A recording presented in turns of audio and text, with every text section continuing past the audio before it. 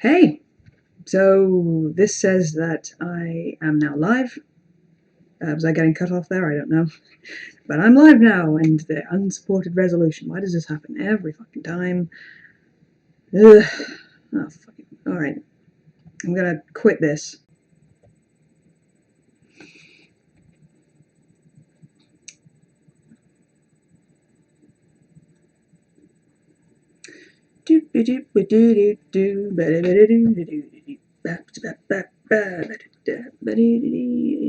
Still doesn't say I'm live yet.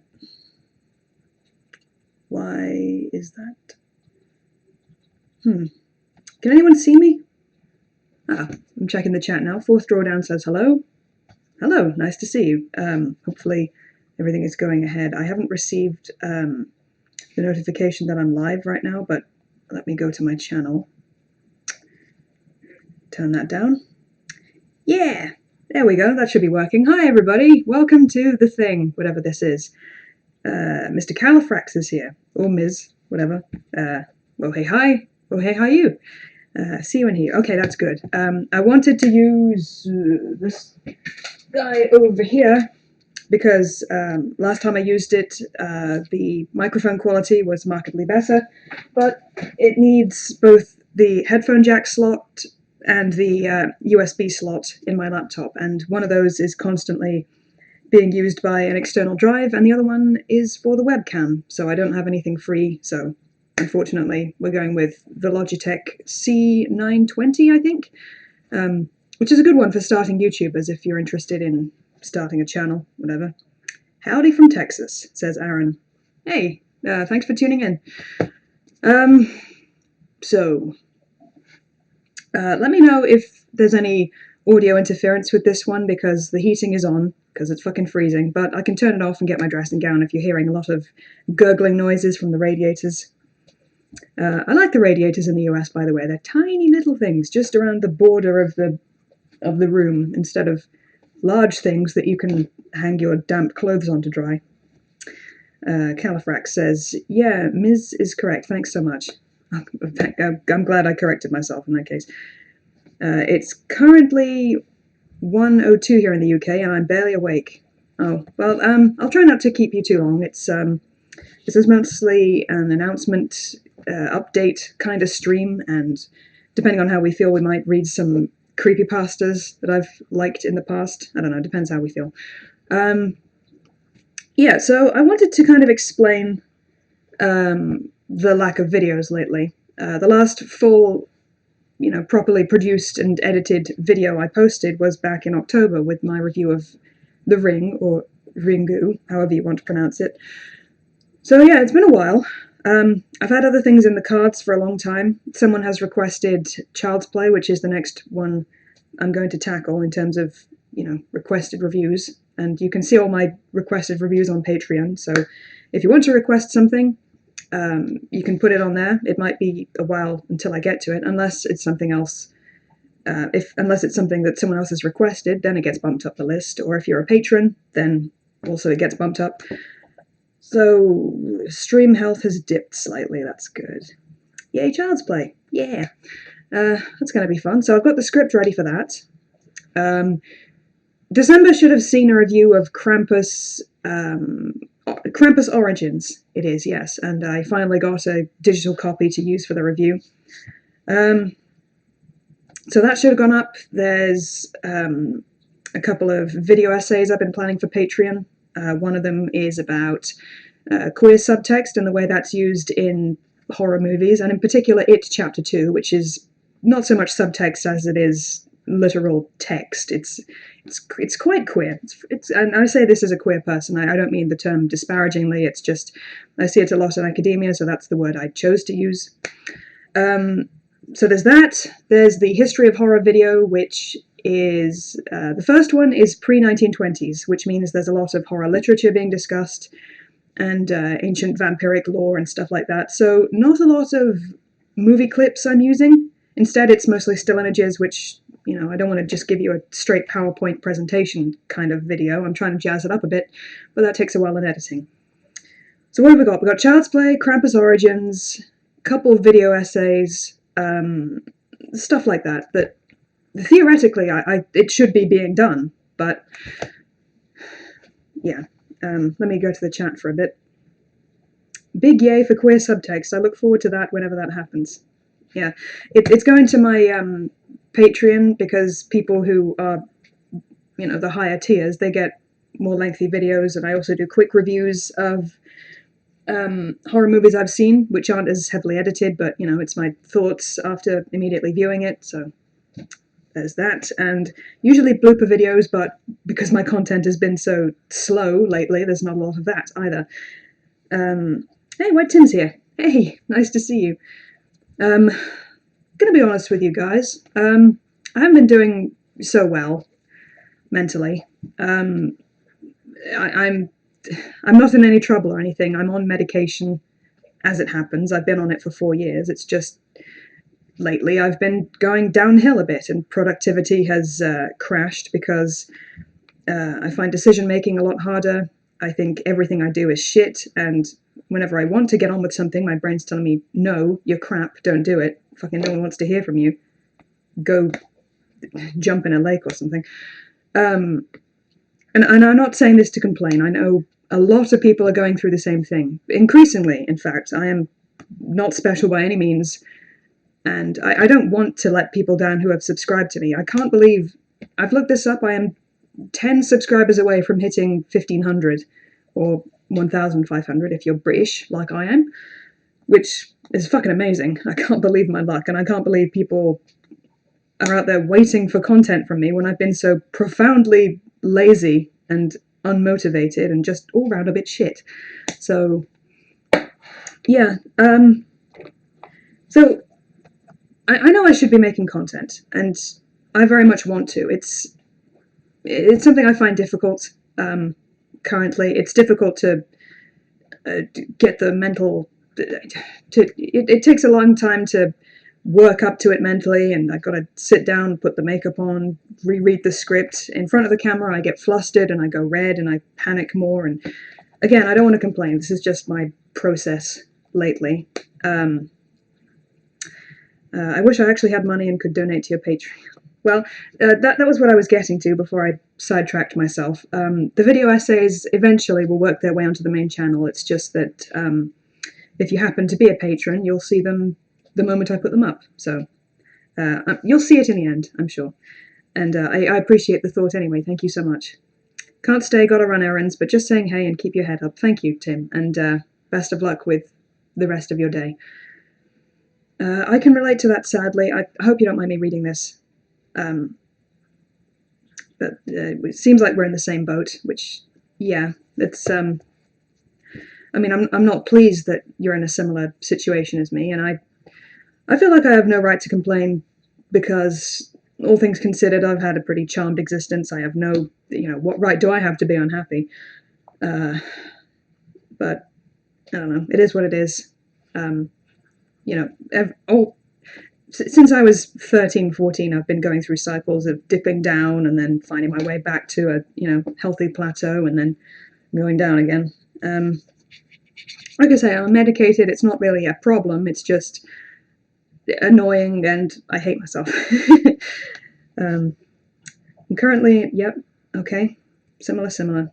But I'm very pleased that I have subscribers that are so understanding, nice, too nice, perhaps. Maybe if I had people get on my case more, I would be more productive. But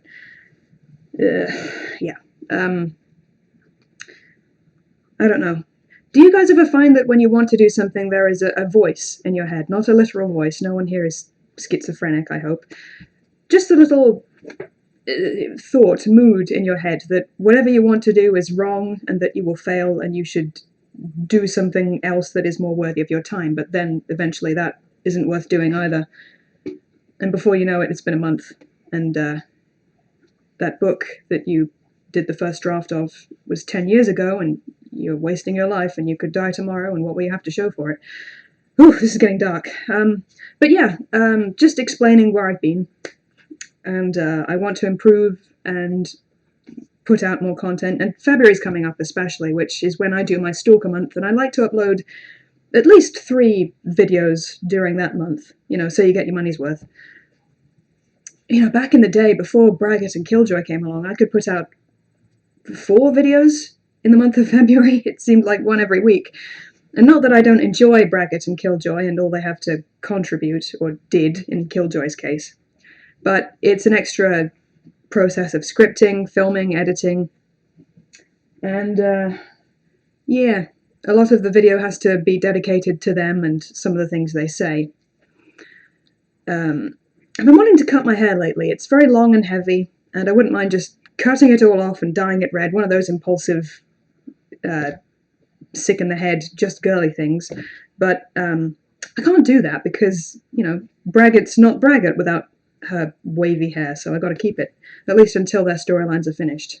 I could bring that forward, maybe. I've been thinking about it, but I certainly could. It's been quite a while since Braggart did the thing with Killjoy.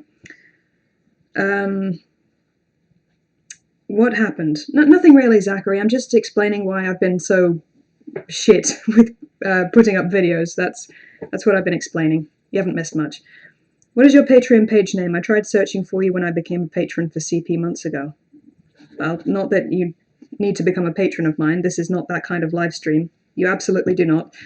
I abbreviated it to EAIH, which is the acronym for this channel, Emily's Adventures in Horrorland, and I picked an acronym which does not flow off the tongue in the slightest. It's pretty shit, but that's what it's called.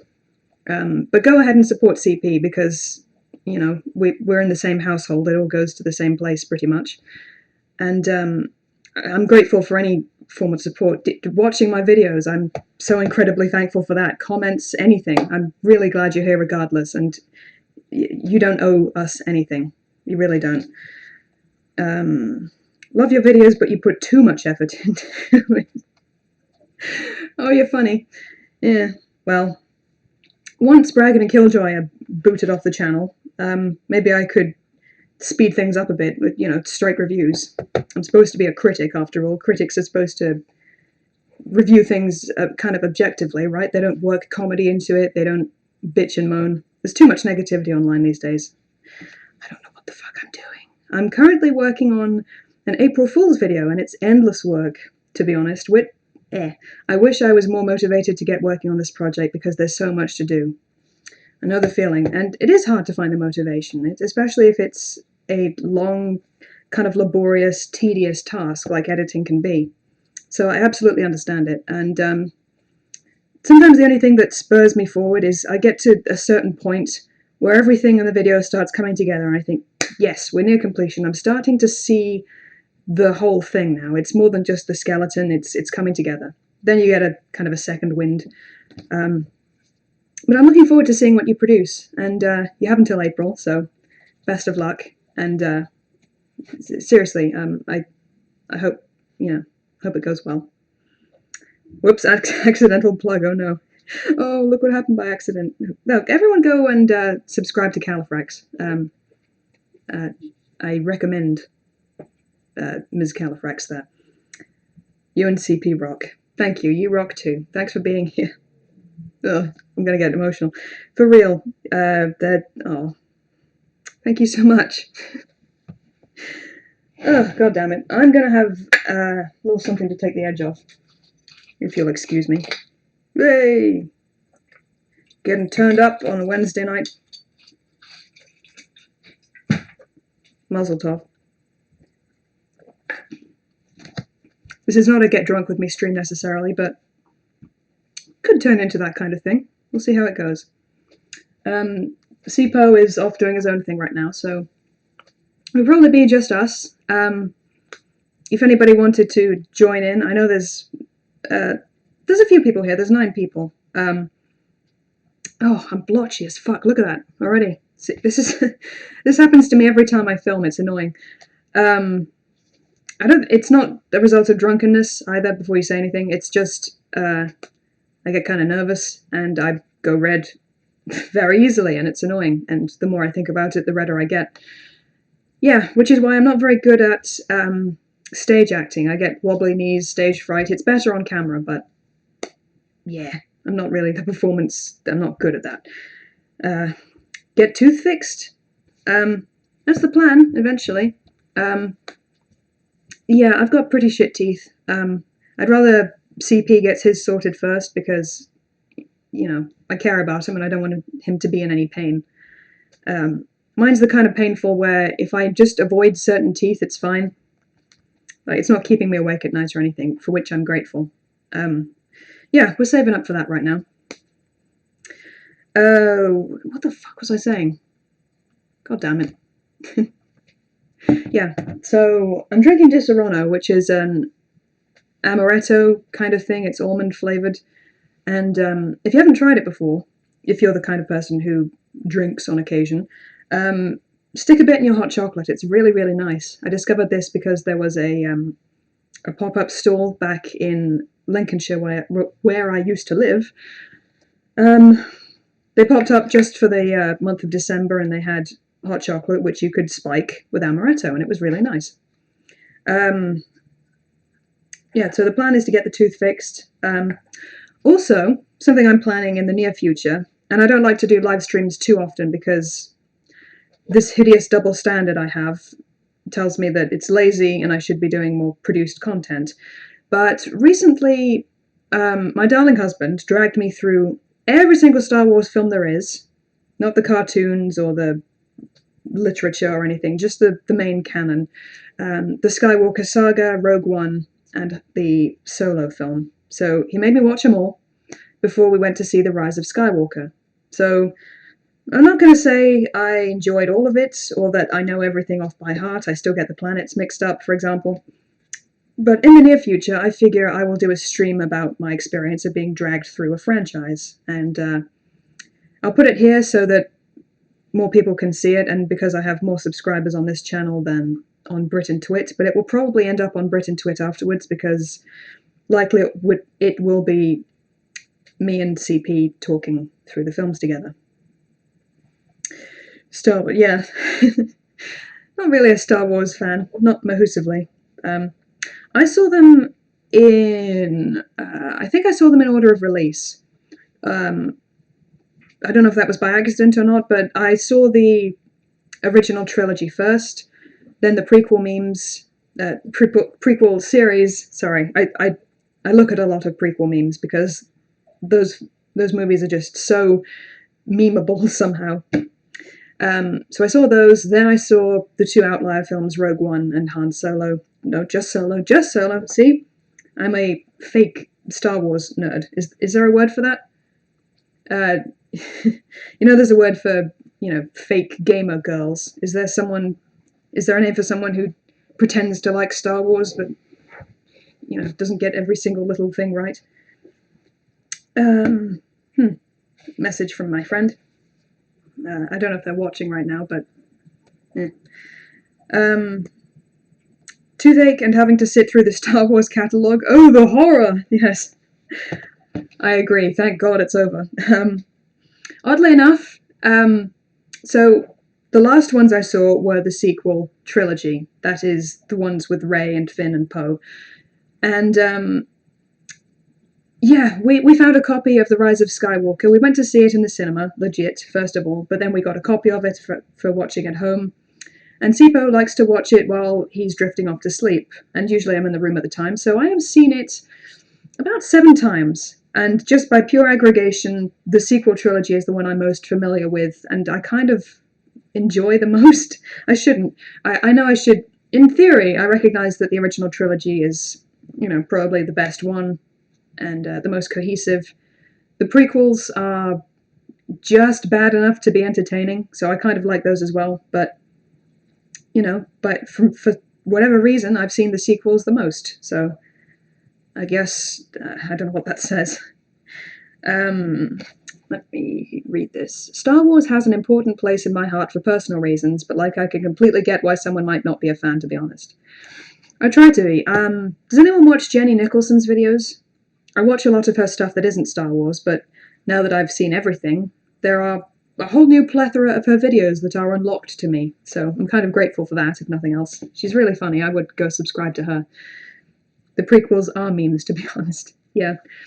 I had a thought the other day that maybe sometime in the future, films would be released without without Foley work or background music or anything, just to be more memeable. There would be some kind of special feature where you would get the outlines of certain scenes in order to GIF the hell out of them and make them into memes more easily, perhaps. I don't know. Just in a couple of decades, maybe that's the kind of thing we'll be seeing. Ryan says Star Wars for life. Lol. Absolutely, why not? It's called a John Campea? John Campea? I don't know if I'm saying that right, but is that the name for a fake Star Wars fan? The word for fake Star Wars fan is... Yep, you got me there. Thank you. That's, petition for that to be the new term for those people. So yeah, there's that coming up. There's stuff that has been requested of both of us. Someone wants us to watch Caligula, and I'm also scripting a video on behalf of my darling husband, who I love so much. He has a series going called Who Would Like That? And the next one on the itinerary is The Human Centipede. We are going to discuss whether the film has artistic merit. And I have a few ideas of what is going to end up in the script, but I've watched it and I don't absolutely hate it. You know, it knows what it wants to be, and as far as, what they were trying to do, it's executed quite well. Not for everybody, though, absolutely. And I haven't seen the sequels yet. That might be even worse. I don't know. Fake Star Wars fan, yeah. Mary Smith says, I liked the original 3, but hated the first prequel. Jar Jar was so annoying. Couldn't stand listening to him, then lost interest in the others. Yeah. Star Wars The Phantom Menace was technically the first one I ever saw because I was 9 or 10 at the time.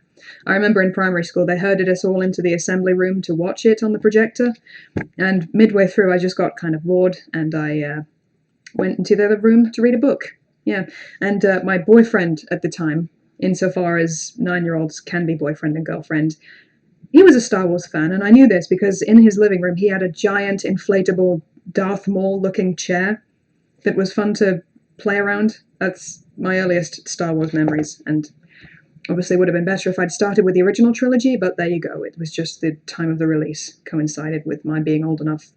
Blah, blah, blah. Why are you guys listening to me? I'm boring. Boring as fuck. The best Star Wars film, says Califrax, is obviously Star Crash, starring Carolyn Monroe, David Hasselhoff, and televangelist Marjo Gortner. Have not heard of that one. Sounds fantastic, to be honest.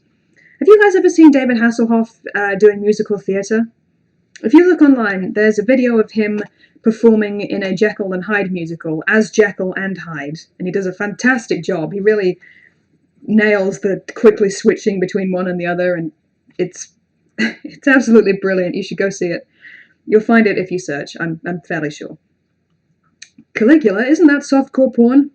I think softcore is putting it lightly. I think it's pretty damn explicit as far as nudity and debauchery goes, but I haven't seen it yet, so hopefully it's not as debauched as a Serbian film, which I've also seen. Salo also was pretty fucking hardcore, but I guess we'll see what happens.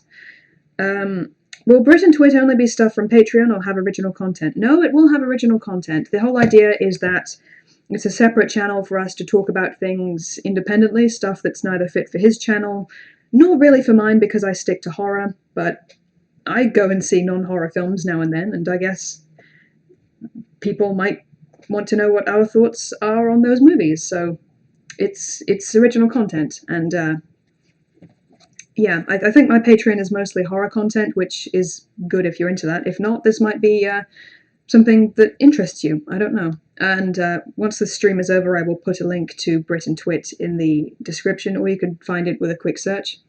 Up to you. The best Star Wars film is The Hidden Fortress by Akira Kurosawa. Is this one of the animated series?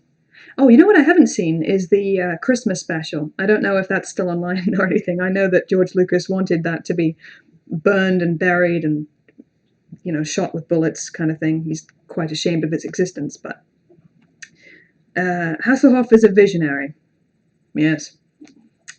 Have you seen the original SpongeBob full movie?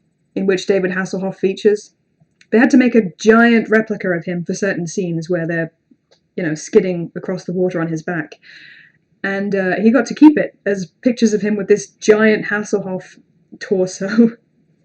It's quite amazing. You only get a few opportunities in your life to haul home a giant replica of your good self, so I recommend looking that up too. This is just turning into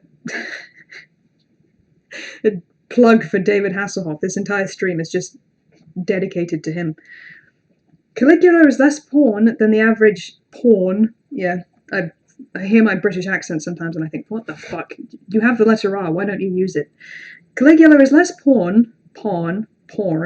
See, that's something the American accent is good for. It distinguishes between pawning something, like selling it, for less than it's worth, and porn, which is something different.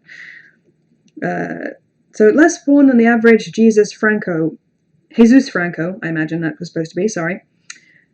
Start again. Caligula is less porn than the average Jesus Franco movie, but that's not saying much. Not familiar with him, I will have to look him up. No, it's the Japanese film Lucas used as inspiration. Yeah, I guess Star Wars wasn't entirely, what's the word, innovative? Like, certain franchises are quite tropey, and I think science fiction is no exception. Like, Evil Space Empire isn't a wholly new idea. Jenny Nicholson talks about this when she reviews that totally not a Reylo fanfic novel on her channel. Excuse me a moment.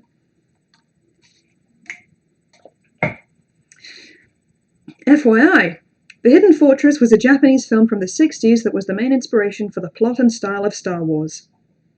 Well, fascinating. I'll have to look it up before I do this live stream. I've got the thumbnail all planned. There's this Facebook filter that puts you in the Rebel Alliance helmet and jumpsuit, and it's like you're in a TIE fighter. Or, am I saying, is that right? TIE fighter? Was Red 5 one of those? I can't remember. See, I'm bad at Star Wars. I don't know why anyone listens to me. Yeah, there's a couple of Star Wars filters, and that one is my favorite, so I co-opted it for the thumbnail, as you'll probably see when it goes up. Admittedly, The Hidden Fortress wasn't set in space, but still. Oh, so it was like a Knights of Old type thing? That's what it sounds like. Yeah, it sounds good. It might as well be noted that the trademark George Lucas wipe transition was taken directly from The Hidden Fortress, which is cool. Oh yeah, his side swipes and circle wipes, star wipes, yeah. I remember those from PowerPoint back in the day. Samurai movie, okay, yeah. I've heard that samurai movies from Japan were kind of inspired by the Westerns, and then, we've all been borrowing from each other for decades and decades and decades. See, I've been wondering about, there's a bit of a fuss sometimes about cultural appropriation, that if you're a dominant global power or colonizing nation, and you appropriate something from, a less powerful people and make it your own, and take credit for all that kind of stuff, that's bad. But on the other hand, I don't think any culture has been successful if it was allowed to be isolated and never picked up by anyone ever and ever again. What the fuck am I saying? Shut the fuck up, Embo. Jesus fucking Christ. Shut up. No one wants to listen to you blither. I forgot where I was going with this. Does this stream have a point? Why are we here? Why are we all here? What the fuck are we doing? Yeah, so, I've got videos to work on, and recently I've been flirting with the idea of going into voiceover and voice acting, because I have a degree in drama and creative writing, which I have yet to put to good use. I mean, a degree on its own is very nice, but I didn't do extracurricular activities. I never went to any auditions while I was in university. That was probably my biggest mistake. If you're going to university and you're getting a degree, go out there and get experience as well, because it makes it a lot easier to break into the job market, especially, but it's just good for yourself. It's good for building up your knowledge and your experience in general. So, is Britain Twitter YouTube channel? Yes, it is. And you should be able to find it if you search, and there might be a link to it on CP's channel. which is Willis Greedia. Yeah, so should be easy to find. If not, I'll put the link in the description when this is done. Yeah, so I think voice acting is something I would be interested in. Not least because you can't see how embarrassed and, blushy I get if it's just my voice. It's something I could do from home. It's something I could, practice and get better at on my own time. So yeah, if anyone needs me to lend a voice to anything, then absolutely, hit me up. I'm willing to gain experience, and I have a couple good we do. I married into good microphones, I guess. Well, we have the Zoom H4 with a lavalier mic, which is how I do reviews. We have the AT 2020 something or other with a pop filter, so I have options. I could produce a good bit of voiceover for you. Yeah, and I bought this book from Audible. I used the free trial, and it's called Voiceover Voice Acting by, I want to say, Yuri Rosenthal and someone else, Tara Platt. It's really good. I'm enjoying it. It's kind of a long book, but so far it makes a lot of sense, and it's got good advice on how to break into the industry, what to expect, warm-ups you could do, stuff like that. I'm really enjoying it so far. How to mark copy, which is the script they gave you, for maximum effect. And I need to catch up with the chat again. Sounds like a cool idea. Yeah, hopefully it goes somewhere, and I can improve over time. Kurosawa himself was inspired by American filmmakers like John Ford, and he was way more famous than Lucas at the time, despite being Japanese. Well, good for him. Yeah. I need a new voicemail, you game. Absolutely, yeah. Do I have my email address on my channel? I think I do. If you go to the About section, you can find my business email. So yeah, absolutely. Yeah, hit me up. Kurosawa also did Seven Samurai, which was famously remade as The Magnificent Seven, and he also did a bunch of popular Japanese Shakespeare retellings. That does sound interesting. I used to be kind of a traditionalist when it came to Shakespeare, and I used to think, you can't remake it in the modern day, that's illegal, it's not allowed. But over time I've kind of softened up to that kind of thing, so I would be interested to see his take on it. Every time I make a stream, you guys have such wonderful suggestions, and I write them all down, and I never fucking get round to them. I'm a terrible human being. So what are you guys up to this Wednesday evening? I don't know if you guys, if you go to work or school, what you're up to. Yeah, let me know. Seven Samurai was illegally remade as A Bug's Life, but Disney got away with it. Really, I love that movie. Yeah, makes sense. And the grasshoppers represent the... You made me laugh, I'm sorry. I'm sorry. Yeah, the voice acting thing. I've done a couple things beforehand, just to get some experience. When I was still in university, I did do... there was some gaming students, particularly this one guy who was working on sound design, and he had this this final playthrough that I got to see. You're exploring a space station. There's a whole demo he did, and he got me to come down and do a voice for one of the characters, just this officer who talks to the player over intercom kind of thing. So that was fun. And on my channel, I've done horror story readings before, a couple other things. I've done some voiceover for CP's channel, obviously, so I'm probably still what most would consider a beginner, but, I try. It's not something that's completely new to me. Today was fairly uneventful, but I did get to hang out with my girlfriend, and we watched Bride of Reanimator, which is an insane and wonderful movie. I didn't know there was a Bride of Reanimator. I've seen the original Reanimator, though, and I liked it a lot, so yeah, I might like to see that. Also did a bit of video scripting work, so that's cool. Yeah, good for you. Was this for the thing you talked about before? I'm gonna have to scroll up now. I got too drunk. I'm sorry. The April Fool's thing? Or would this be for something else? Yeah. Oh dear, oh dear. I'm just gonna Yeah, I'm real behind on it. Don't feel ashamed about that. It's something that's going to live on your channel for as long as you feel like it before you take it down. But I have this kind of motto that, or the, you know, this what's the fucking word? A sentiment, I suppose, that if you take a long time to produce something, but it comes out, really good, something that you're happy with in the long run, then that's more important, quality over quantity. And maybe I should loosen up on that a little bit so that I'm producing more than 6 videos a year, but that's always how I rationalize it in my head. So don't feel bad about being behind. As long as you're proud of the end results, then it's no problem, really. Like, no one remembers how long the hiatus is. I mean, look at Steven Universe. That show has been on hiatus perpetually for most of its run, and it's still got legions of adoring fans, so... in retrospect, the hiatuses don't matter. It's the videos themselves that live on in people's minds. If you liked the original Reanimator, then you'll almost certainly like Bride of Reanimator as well, because it's the most bizarrely perfect continuation of that story, only possibly weirder. I wonder if it's any weirder than, what was the film Basket Case? Because that was quite weird. Oh, Death Central is here. Hey!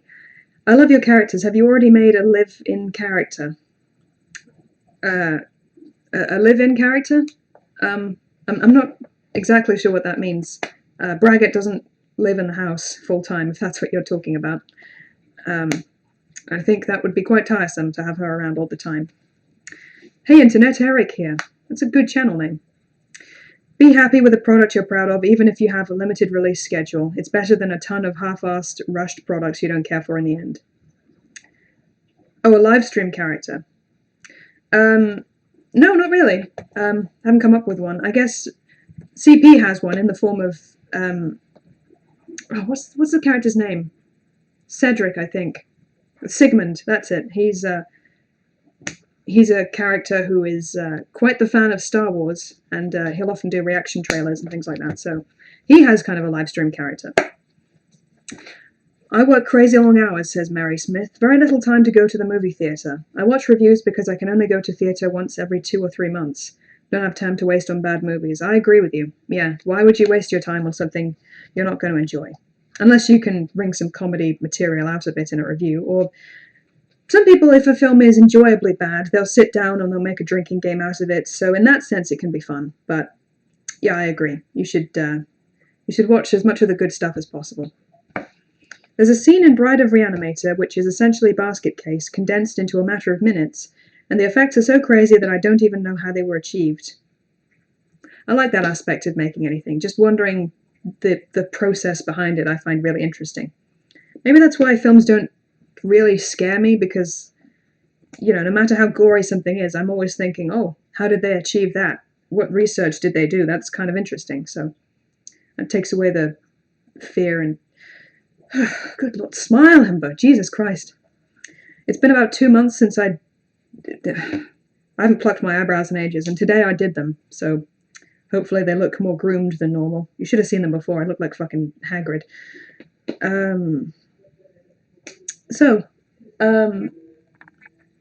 I think I've updated everybody about what I'll be up to, and once this stream is over, I guess I will be...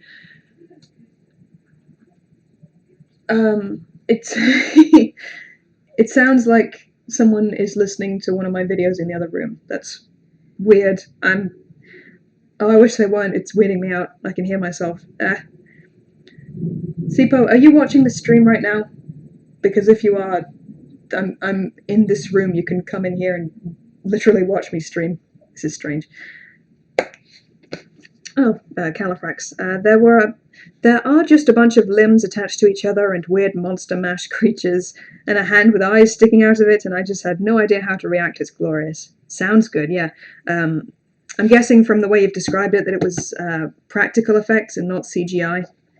I always thought that was kind of a shame with the prequel to The Thing, because I believe the studio kind of took over the project and just CGI'd the hell out of it, when in fact they had realistic animatronics going on and it was going to look really good, and then they ruined it. CP is pulling a good old Black Christmas in the other room. What, is he Billy alone in the attic? That kind of thing. Because of my ex, now I got to do my eyebrows myself. Lol, I should have let her play with them. Just brush them out with a comb. Yes. Makes a good eyebrows.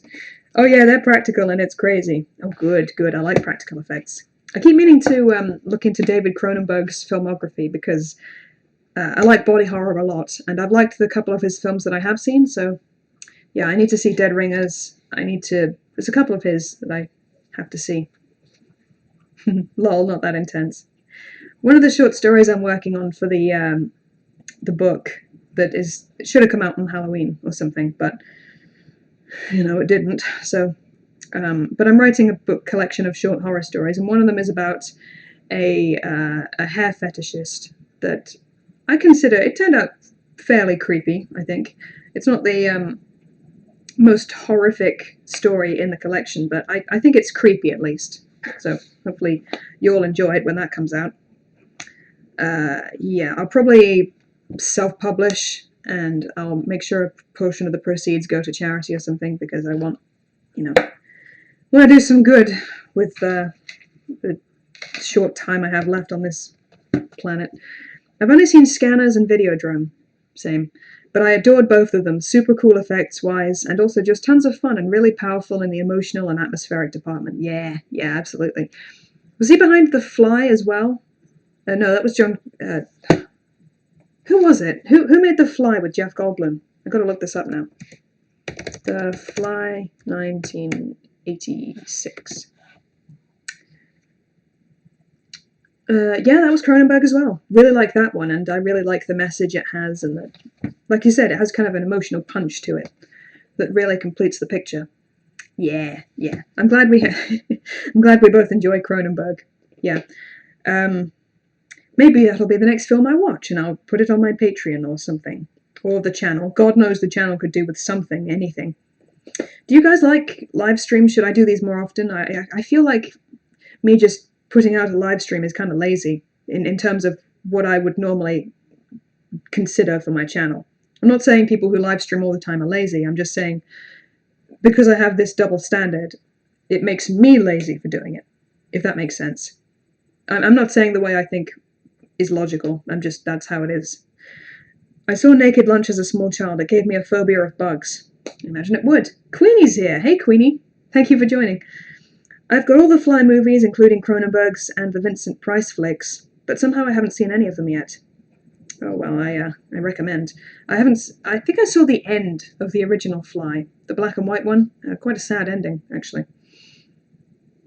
And Ben Grimm is in the chat. Hey! And everybody is here. Wow, we've got to 17 people. How does that happen? I never announce these fucking things, and people always turn up.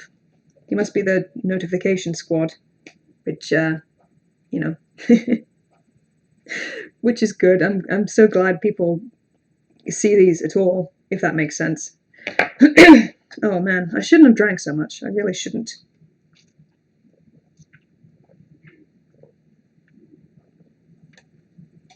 I think he is listening to me stream. I think that's weird. Sipo, you're weird. You should just come into this room. I wish I could figure out a way to easily have people join in on the stream. I miss the days of just hooking this up to Google Hangouts, because now either you go in with just OBS and your webcam, or you have to do a Skype call with at least 2 people. I don't think you can do a Skype call of just one, but yeah. I have friends on this platform. I wouldn't mind having a live stream with them and ripping apart books together in real time with our voices, but my OBS is kind of shit, so I don't know how I would do that. CP is moderating. Oh, well, I should stop insulting him. Love you, darling husband. Favorite person in the world. Don't replace your content by streams, but if you just came live more often in between the content, that would be cool. Well, sure. If you say so. If I can think of anything to stream about, aside from the fact that I haven't made a proper video in a while, then maybe I will consider it. Rabid is definitely a B movie and take on zombie movies. Person Zero was immune but turned others into crazies. Interesting. Yeah, I like infection movies. I think they're slightly separate from zombie movies. Like, there's a whole debate about whether or not 28 Days Later? 28 Days Later is a zombie movie or an infection movie. And I tend to fall more on the latter side of things. I don't know about you guys, but they're not exactly zombies. Are they? They're fast moving, they're, diseased. It's more of an infection thing, in my humble opinion. If you like practical effects, I gotta give a mad recommend to you for a movie called Society. That's on my list, actually, yeah. Not to spoil anything, but it's a bizarre suburban satire movie with one of the most deranged endings ever. Well, now you got me interested. Maybe you got me interested. Excuse me. Oh, my tongue is probably yellow too because I've been drinking cups of tea. Ugh, horrible. Maybe it's an RP thing. He wants to pretend he's just a subscriber. RP like, received pronunciation? I'm having a stupid moment. What's RP? Also, I'm thinking of Ending Things. Is that a movie called Ending Things, or are we all part of the suicidal ideation gang? Hey, still here. Rabid involves a woman who stabs people with a phallic armpit tentacle to... What? To infect them. Basically, it sounds perfect. Yeah, that sounds like a good time. Entertaining. Infection. Yeah, we agree. Ben, is there anything we can do? Society is a favourite of mine, says Queenie. It's a book. Ah, okay. Got it. I haven't read a book in quite a while, unless you count the audiobook that I'm listening to. That's more of an informational guide than a work of fiction. Role-playing. Ah, okay. Got it. Like the RP in LARP. Got it. Got scared for a second. Oh, good. I'm glad that Ben is not, contemplating suicide. Yeah. Society is already a scary title. Yeah, we do live in a society. Soon to be a movie on Netflix. Ah, okay. I think I'm caught up on the chat. I'm just checking I didn't skip over anything. We actually live in that movie. Yeah, Sipo and I were watching... What were we watching? I know what I mean. The guy with the sunglasses that show him how the world really is, with Roddy Piper as the main character. Bugger, what's the name of the film? But we were watching that lately, and Sipo was just knocked back, I think, by how relevant it still was to this day. I don't know, society, whatever. They live. They live. What? Why is this happening? Now, there's 18 people in the chat. Oh, I'm nervous now. Oh, everybody's here. How about I read you a horror story? Do you guys read the Creepypasta Wikia? It's been a while since I have, but I have a couple of favorites that I go back to every now and then. I hear footsteps. I see someone's reflection in the mixer bowl. It's still there. Hello?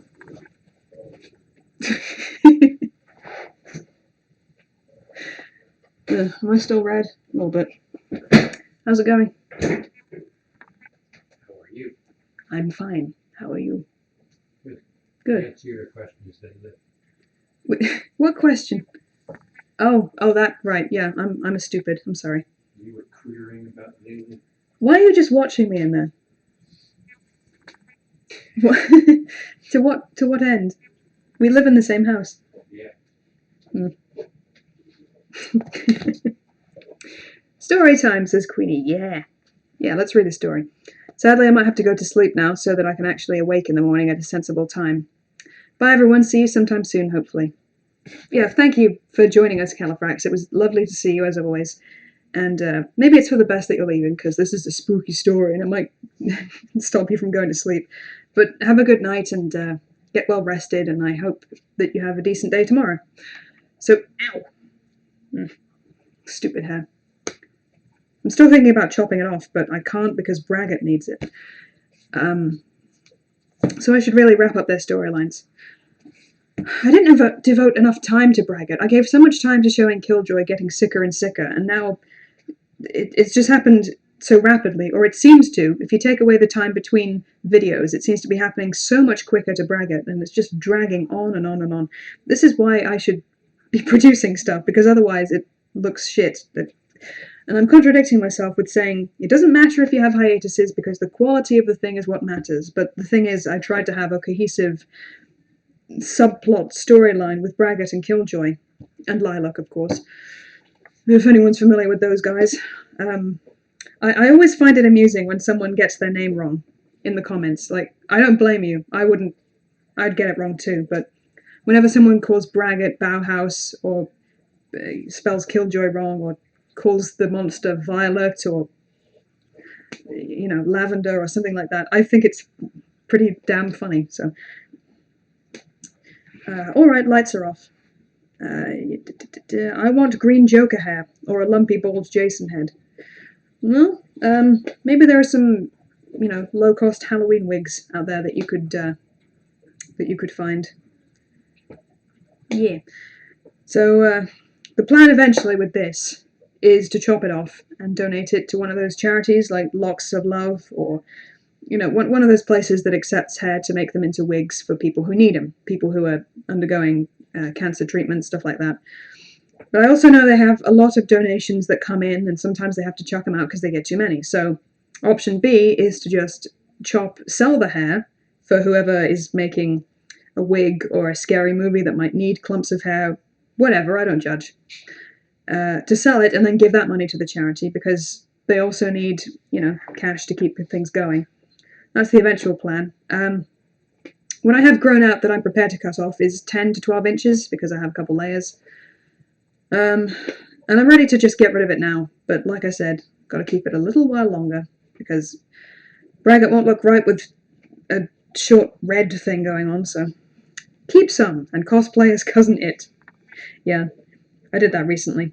For one of our videos, me and CP, we saw The Grudge recently, and he had me do, like, Samara from The Ring, which is funny because, you know, that's completely the wrong Japanese ghost for this franchise, but there you go.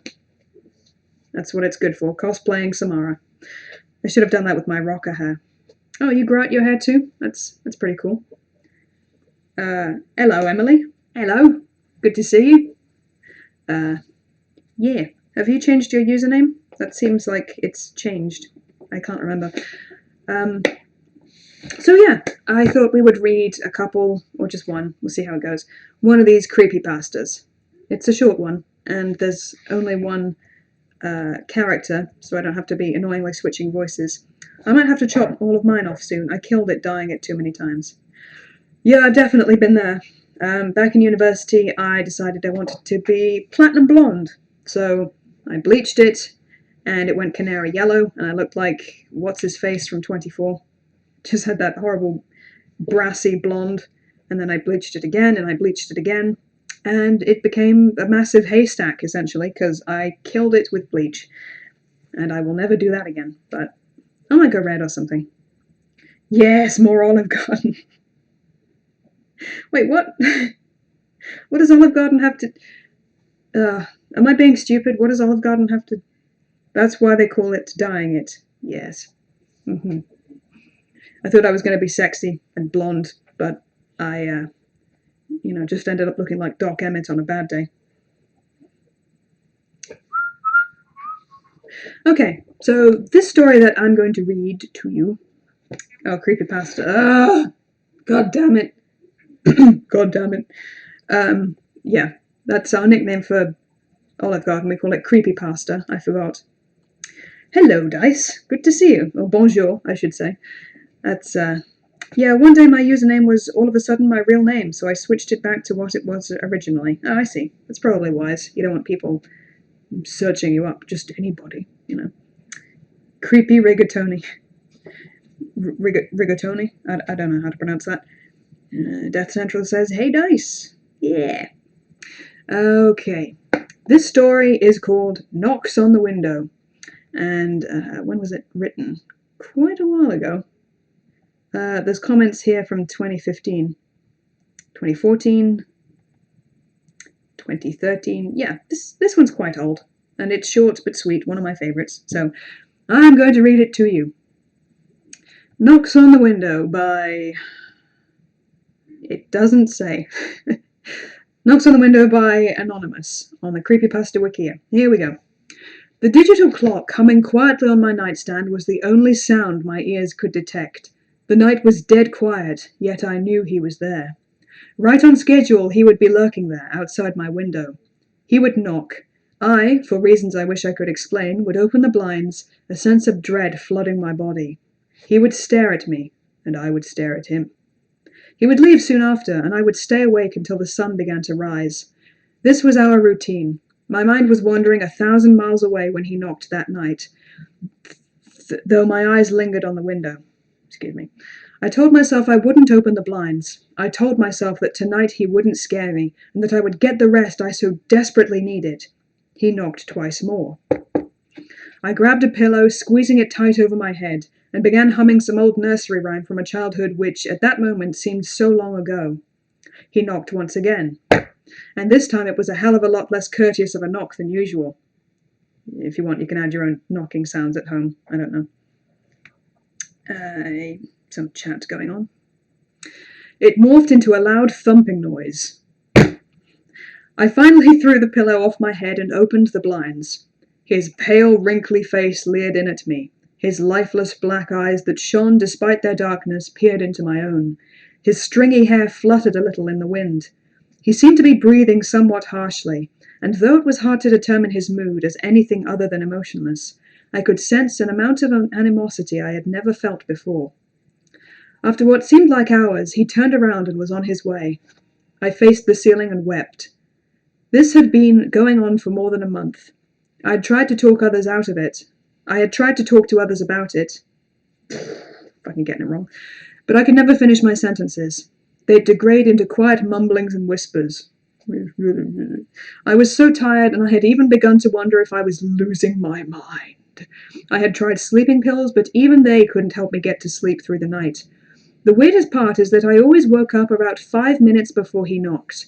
I knew instinctively that he would be there. I was so tired. The next night I told myself that under no circumstances would I look out that window. I didn't care if he was on the verge of breaking the glass. I would not give him what he wanted. I would not feed him. He'd have to find someone else to haunt, someone else to steal sleep from. He'd have to leave me alone. You guys gripped so far?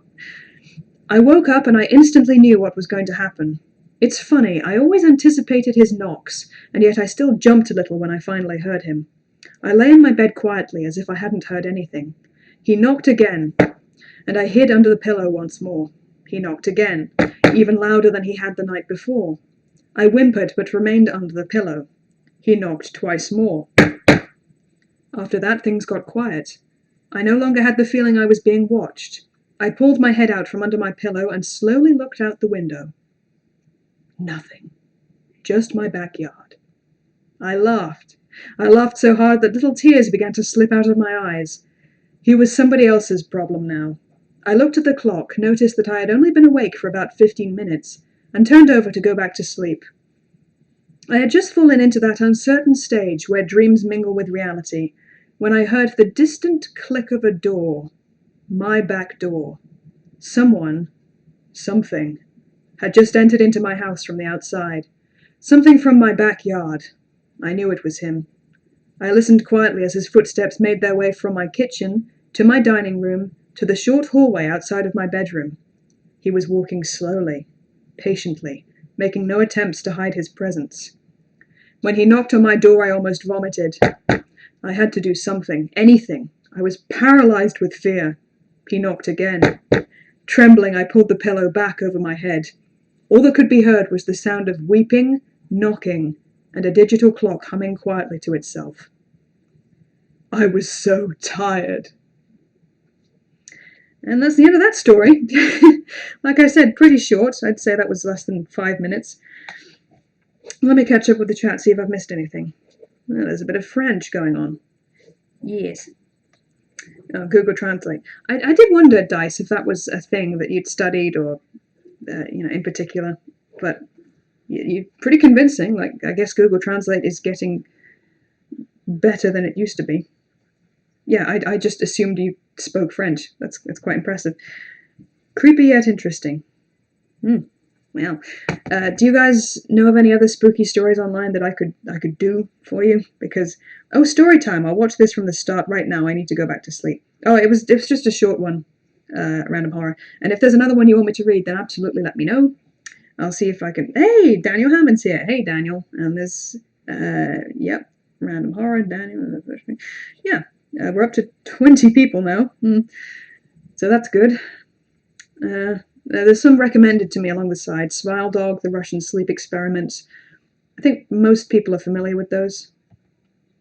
And I can hear from the other room that CP has tuned out, so this evidently is not his thing. Let's see what else I can find. What's a good story? Let's see if I can type something at random. Dark Reflection Ritual. This is one of those creepy online ritual things. I guess I could read that. Galford's Dog, you should randomly pick a story and start reading it for the first time live. I would like to do that. I just hope I pick something that isn't 23,000 words long and in multiple voices. I noticed that the last one mentioned a backyard, which means that it was written by an American.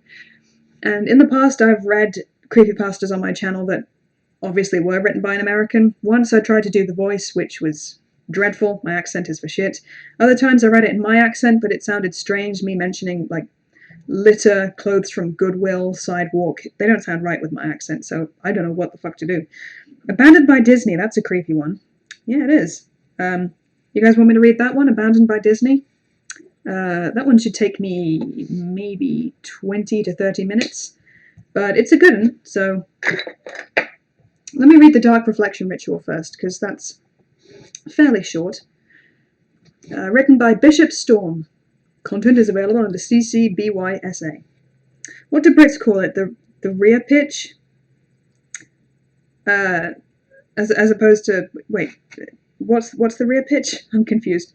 I'm perpetually confused. I'm shit. Bollocks. Load of crap.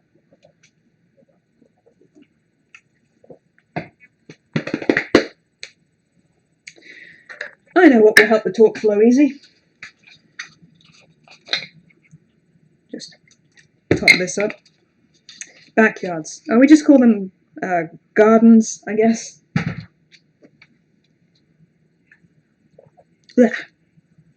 It was a joke, and I have ruined it for you. I'm sorry. I'm kind of slow on the uptake today. I don't know what's wrong with me. I wonder if I'm depressed. Well, that sucks. Okay. I went right on my nose.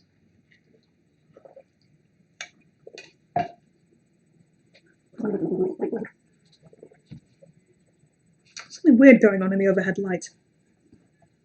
I wonder. Okay, so the Dark Reflection Ritual, which you can do at home.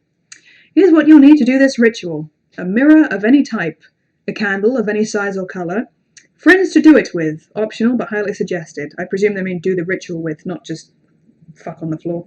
Seasonal depression affects many people. That is true. I don't know how you get a diagnosis of that, but I just never did. I never got an official name for what's wrong with me, so that's fun. Okay, the ritual goes on. I should probably warn you, once you begin this ritual, there is no way to stop it. What I'm saying is, don't start it unless you're planning to finish it. Fuck, I'm all out of friends. Oh, Ben, I'm your friend. We can be friends. I'm here. The ritual says, have you ever broken a mirror by accident or on purpose? Have you ever looked into a mirror and felt like there was something watching you from the other side, or seen something sinister lurking within the eyes of your own reflection? You've probably heard the legend that breaking a mirror is 7 years bad luck. 7. Legends about mirrors have been around for hundreds of years. In particular, some ancient civilizations believed that there was a sort of purifying effect to mirrors. They believed that by looking one's reflection in the eyes, it would transfer a person's negative energy into the reflection in the mirror. They believed that this had a cleansing effect, but also hidden dangers. That's why breaking a mirror has been known to cause bad luck. Think about it. If this is true, then every time you look into a mirror, you are transferring negative energy into it. Can you imagine just how much negative energy is just sitting there inside your bathroom mirror? When you break the mirror, that negative energy is released and causes bad luck for everyone around it. For this ritual to work, you will need a mirror that you don't mind breaking. So not the bathroom cabinet that's, not just a mirror, but the doorway to where you keep your medication and band-aids. Okay, so you'll need a mirror that you don't mind breaking. According to the manifesto, both the risk and the eventual reward for this ritual, slurring my words a little bit, are stronger depending on how old the mirror is. It makes sense if you think about it. An older mirror has been looked into more and therefore has more negative energy inside of it. In order to begin the ritual, you must look your reflection in the eyes, transferring your negative energy into the mirror one last time. You only need to do this for a few seconds. Then you need to lean forward and breathe onto the mirror and kiss it. No, I'm just joking. Making it fog up with your breath. My sources refer to this as anointing the mirror with your breath. Sources? At first you might find this strange, but do a little digging, and I think you'll find that the word breath once meant something similar to spirit. By breathing on the mirror, you are symbolically linking yourself to the mirror and to the negative energy contained inside. This linking is critical to the success of the ritual. Everyone in the group needs to do this step as well, before moving on to the next one. After this is completed, you can light the candle. They didn't list, cigarette lighter on the list of things you'll need, but hopefully you have one. Use the candle to burn the mirror. This agitates the negative energy inside. You only need to do this for a few seconds or until there is a noticeable black mark on the mirror. Note that the longer you do this for, the more agitated the negative energy will become. Getting interesting now. After this, the final step is breaking the mirror. Once this step is done, I suggest you start running. You see, it's actually a common misconception that when a person breaks a mirror, they will be followed by bad luck. This is not true. When a mirror is broken, the bad energy stays in one spot near the broken mirror until it eventually dissipates. Or at least normally it does. So it kind of is true. You lied to me.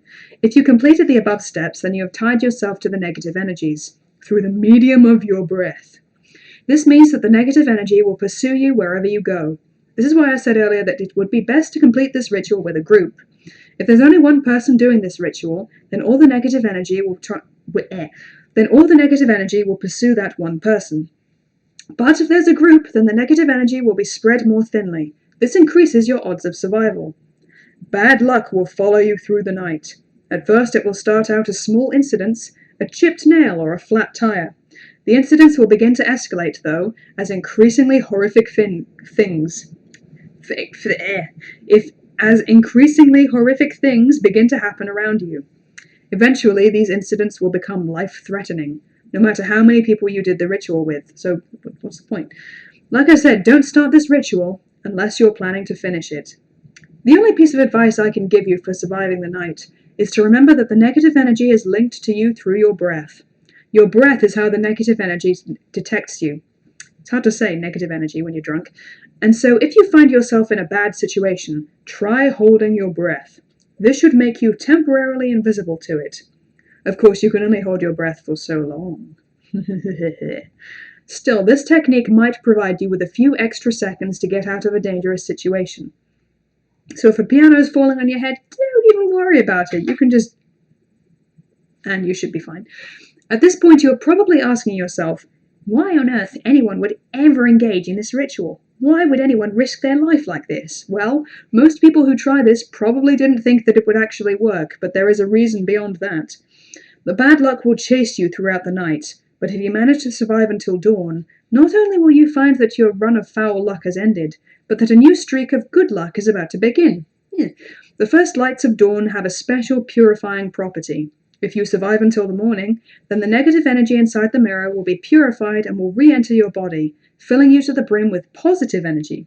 Great, positive energy, it's easier to say. After this, everything will seem to go your way. You'll find that people are generally nicer to you, and that the opposite sex are extremely attracted to you. Or the same sex, if that's your thing. I didn't say that, that's written there. You will succeed at everything you do, whether it be a job interview, an important exam, or a business venture. I would highly suggest buying a lottery ticket. It should be noted that the amount and duration of your good luck will be equivalent to the amount of negative energy that was in the mirror. If you just bought the mirror at the store, then the good luck will only last a couple of days, and will not be all that severe. Severe good luck. If you use an old mirror, though, then your lucky streak will be far more powerful, and it may last for months or even years, if you had an old enough mirror. If you use a mirror that has a more personal connection to you, such as a bathroom mirror or a mirror from your bedroom, then the good fortune you experience will be more suited to your particular tastes and desires. One more thing I should probably warn you about is the timing of the ritual. I'm getting scary again. About time. The ritual needs to be started after sunset and within at least 6 hours of dawn. Two common tricks that people try to use in regards to this ritual are starting during the daytime and starting a few minutes before dawn. Starting near dawn is probably the least dangerous of these little cheats. If you start near the dawn, then the negative energy will not have enough time to fully manifest before being purified. The energy will simply dissipate into the air rather than doing anything, and you will probably walk away thinking it was all a gigantic hoax. Starting during the day is more dangerous. People start during the day thinking the daylight will instantly nuke the bad energy and keep them safe. This is not true. Notice that I said it was the lights of dawn that have the purifying power, not the light of day.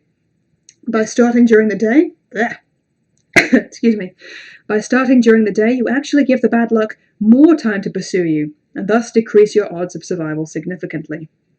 You know, a lot of people might call you stupid or crazy for trying to attempt this ritual. I wouldn't, though. I can understand the thinking that goes into it. I can understand wanting to take control of your luck, both good and bad, rather than accepting the seemingly random twists and turns that life seems to throw at us. And that is the end of that ritual. I was expecting it to be scarier, to be honest, but apparently not. So let's see what the chat has been saying. Death Central wants to go by Kevin. I guess I will be calling you Kevin. Whoop. Excuse me. Windex helps too with the ritual. Want to play a game where I summon a demon? Yeah, sounds good. Or you could just toss me some chocolate, Ben, since I'm part demon and pretty easy to please. Oh, yeah, was it your mother's side or your father's side? It's not even a joke, Hembo. Shut up. I summoned a demon last night, says Ryan, from the pits of hell. George is actually pretty cool. He got me pizza. Yeah, I think we all need a pizza demon. Hellacious pizza. Have you guys seen Hazbin Hotel, by the way?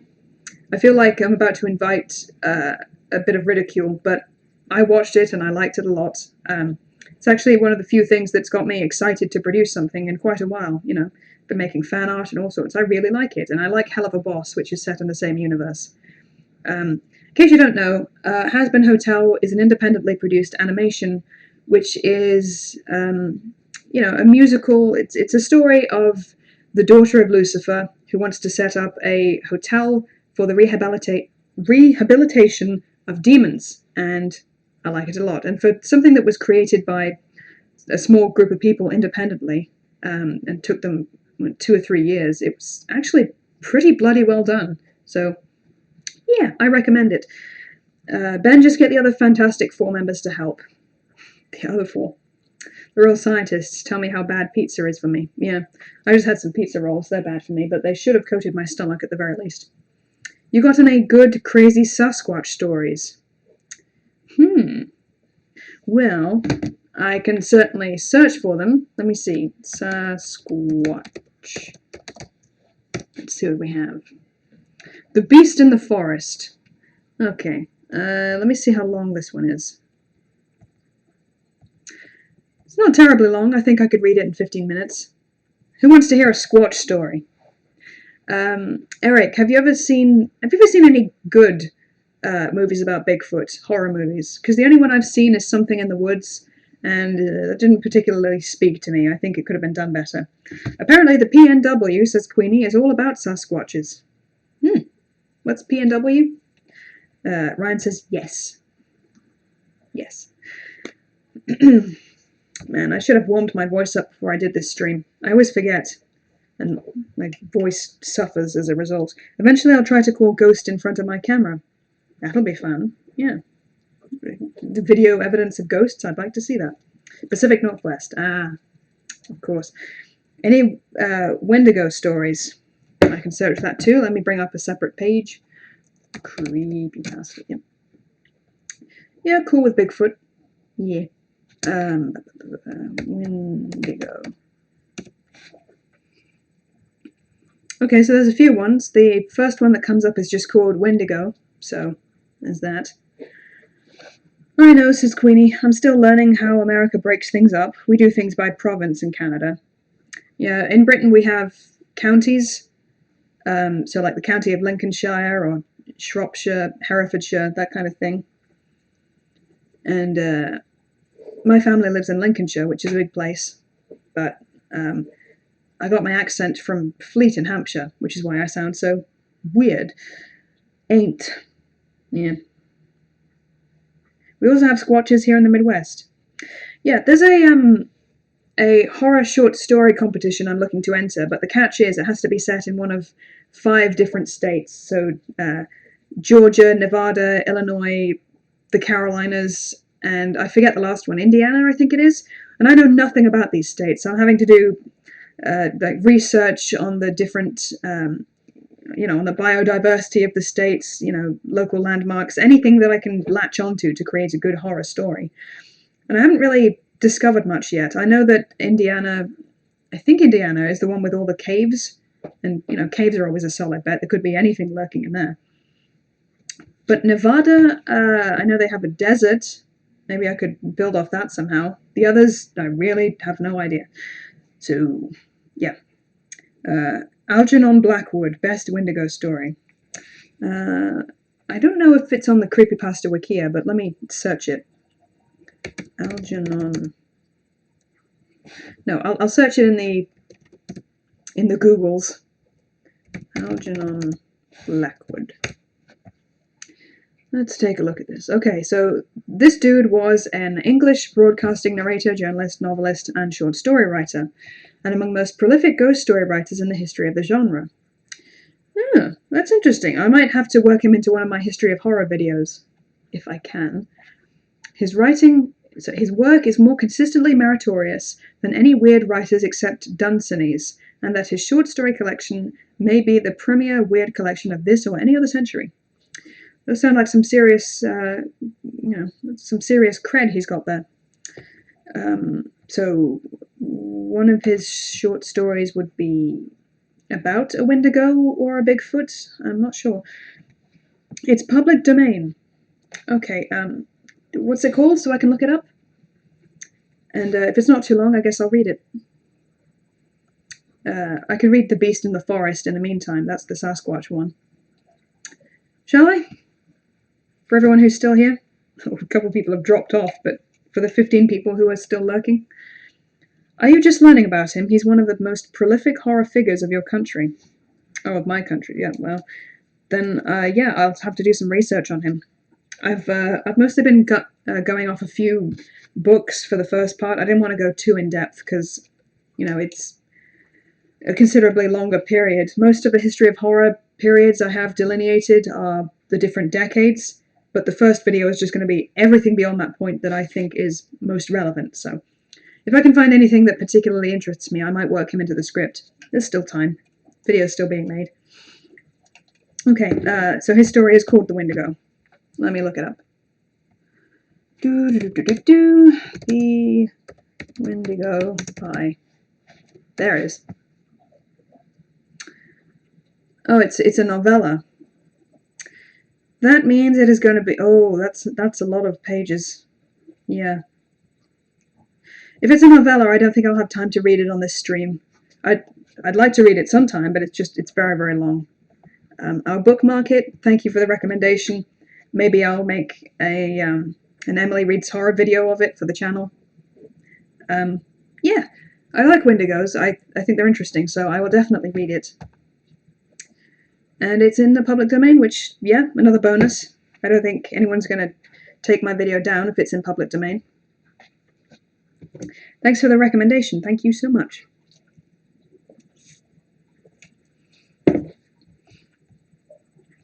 So, do you listen to a lot of music? I do. I like a bit of everything, except a couple select genres that don't really tickle my fancy, but almost everything. I have a playlist I gave to a friend recently, which has my top 70 songs that, if you listen to, maybe you'd get a sense of my favorites. I don't know, but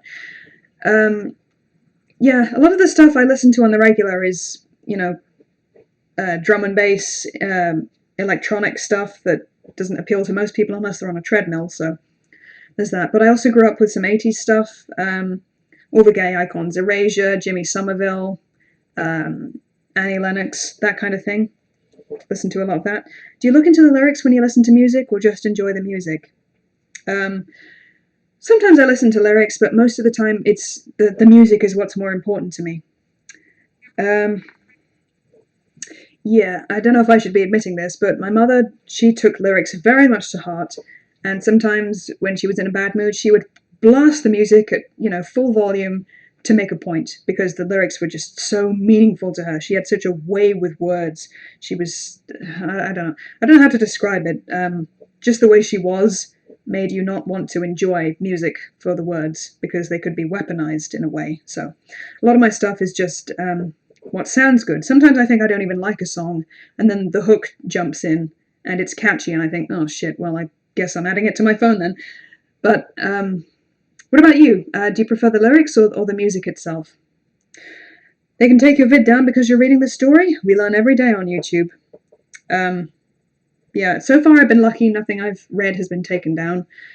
I've done a few different kinds of stories. I did Cool Air by H.P. Lovecraft. I did I Have No Mouth and I Must Scream. I did Click Clack the Rattlebag, a couple of creepypastas, that kind of thing. And nothing's been taken down yet. Oddly, my reading of The Landlady by Roald Dahl has gotten tons and tons of views because, and I didn't know this, in the US people are required to read it for their exams or something. They have to write an essay about it, so periodically that gets many views. I'm thinking of redoing it, honestly, because the microphone I had at the time wasn't very good, and people complained that the music I used in the background was too overbearing, so yeah, I might redo it. Not because I care about views, but because listening to it now, it's not the best quality. Lol, little bastard. Yeah. Do you like Tool? Someone says. Galford's dog says. I think I've listened to a couple Tool songs. They're not on my phone, but I guess I don't hate them. Also check out The Willows by Algernon. I guess I will. I usually have a book that I note things down on, but when I watch this live stream back, I will write them down then, because I don't have anything in the immediate vicinity to do that. Okay, so here's The Beast in the Forest. It's categorized under Lovecraftian, beings, places. It's one of those stories. And the author isn't listed. Someone says it's a bit like Ted the Caver in The Vagueness of the Monster. Yeah, Ted the Caver is another brilliant one. If you can find the original Angel Fire site, I would recommend reading it that way. Yeah, pretty ambiguous what the supernatural force in that story is, and the ending is it's one of those endings that hits you like, oh wait a minute, oh no. It's really good. I would have done the same as them. Okay, so I'm going to read this one. The Beast in the Forest. Okay. And it's from the point of view of someone who is American, as you'd expect, but I'm going to not do an American accent because it's shit. Trust me. The Beast in the Forest by Anonymous. I want to set down recent events in my life because I'm afraid that this may be my last chance. To begin with, my name is Leon Cowles. I was born in Provo, Utah, although I have lived most of my life here in Portland, Oregon.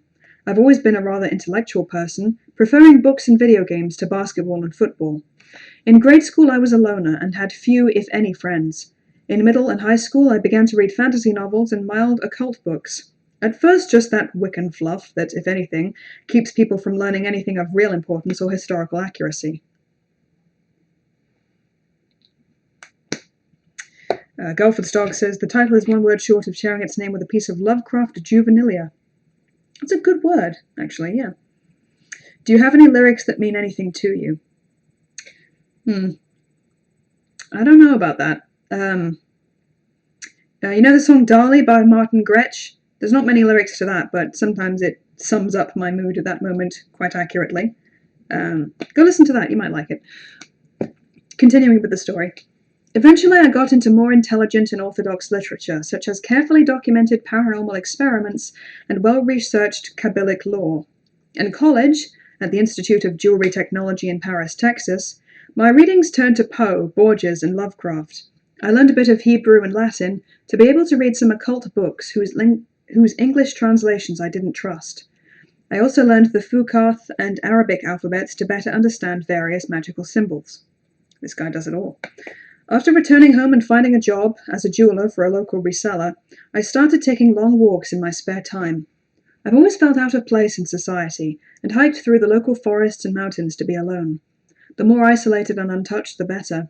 The Pacific Northwest, is fortunately rich in forests and wild areas to wander to my heart's content. Over time, I became adept at finding excellent locations, sometimes shockingly close to civilization, yet somehow unnoticed everyone who passes by. There might be a typo there. I've even run across some ruins here and there, some amazingly close to town, but abandoned long ago, nonetheless. In a place that can be found on no city map, only 10 blocks from my house, I found an abandoned water reservoir, along with several buildings, left to slowly decay many decades ago. Beneath Rocky Butte, I found long mazes of natural caves, totally untouched by anyone so far, not half a mile from two of the biggest freeways in the state. On an island in the Columbia River that I swam to, I found an ancient farmhouse and barn, quietly decomposing for who knows how long. The places with ruins are my favorite, bringing a much more solid feeling to the sense of loss and past wonder that I feel about the world. Excuse me, that was read kind of sloppily. Not my favorite due to high foot traffic some days, but certainly very close by for me, is the famous Forest Park. The largest city park in the world, it's more than 11 miles long and several miles wide in some areas. It covers more than 5,100 acres, or 5,100 if you're American. And as the name implies, it's almost entirely covered in dense old-growth forest. It's easy to lose your way among the many miles of winding trails. And more than once... I'm too drunk for this. And more than once I've gotten turned around myself despite my experience outdoors. Forest Park is a wild and beautiful place in the light of day, but at night, and in certain especially overgrown groves, where the dense canopy blots... that should be where the dense canopy blots out most of the daylight. It has a sinister and feral reputation. Perhaps its dangers lie in its many fissures, canyons, and steep, and often wet trails. Or just maybe, it has something to do with certain ruins in its depths. There are also occasional reports of great cats, we have mountain lions in the area, who carry off small dogs and local animals. So what I'm noticing about this text already is that there are a couple typos, grammatical inconsistencies. I'm going to try and be kind to it because maybe English wasn't the writer's first language, but if I trip up, that might be the reason why. Also, I've had a fair bit to drink, so that's also relevant. What is fact? Okay, what is fact is that danger is present in Forest Park after darkness falls. Once every few years, a body or two is found by hikers or their dogs, often old, partially eaten, and badly decomposed.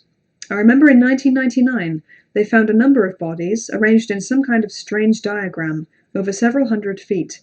Even this year, in 2008, they have found 2 corpses there.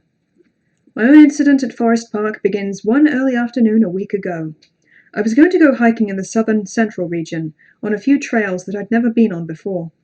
I'd planned on being out until evening, so I brought along a lunch, iced tea, my mini flashlight — one never knows when they'll find a new cave or ruin — and notebook. I parked my car at the Lower McLea trailhead and set off along the edge of the creek, heading into the park. Along my left, the creek ended under a huge wooden lattice that led into a huge sewer pipe and downhill under the city and into the Willamette River. There's a rumor that the Portland catacombs connect to that sewer pipe at some point. And there's a lovely picture. Further along the creek is some kind of wooden walkways, raised 20 feet or so above the water, and connected to some old crumbling masonry in and beside the stream. I've read that this used to be part of the original watershed that served Portland, and I guess that it was part of that. In the bed of the creek, several ancient stone walls and pieces of brickwork can be seen to those with a keen eye. Beyond a bridge and a little waterfall, off the trail, up a hill and behind a huge pine tree, a headstone with the name Oliver can be seen. No one has ever dug up the little grave, so no one knows who or what Oliver used to be. You guys enjoying this so far? Further still along the steep, rocky, and often slippery wet trail, about 1 mile in, is the Witch's House. This was once a public restroom, but in 1962 it was critically damaged by a storm and abandoned rather than repaired. It's now by far the best known and most recent ruin in Forest Park. It's the stone walls and foundation of a small house built into the side of a steep hill. The 2 basement rooms loomed cold, empty, and reeking of urine and pot through the long open wall facing the trail and creek.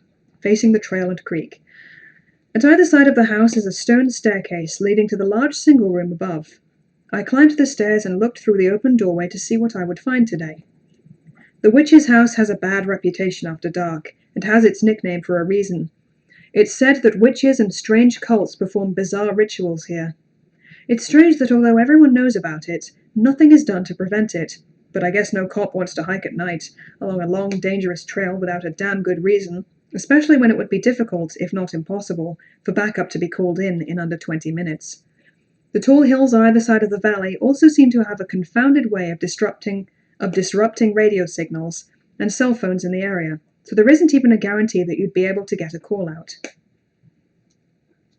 I got my eyes closed, says Death Central. I'm making a movie with it. Sounds good. I'm glad you're enjoying it, kinda. When I looked in, I saw that the cultists had been busy the night before. A red chalk diagram of Kabbalistic origin still lay on the floor. A dozen burned candles lined its perimeters, and now a dry garnet-coloured fluid was spattered on the floors and walls.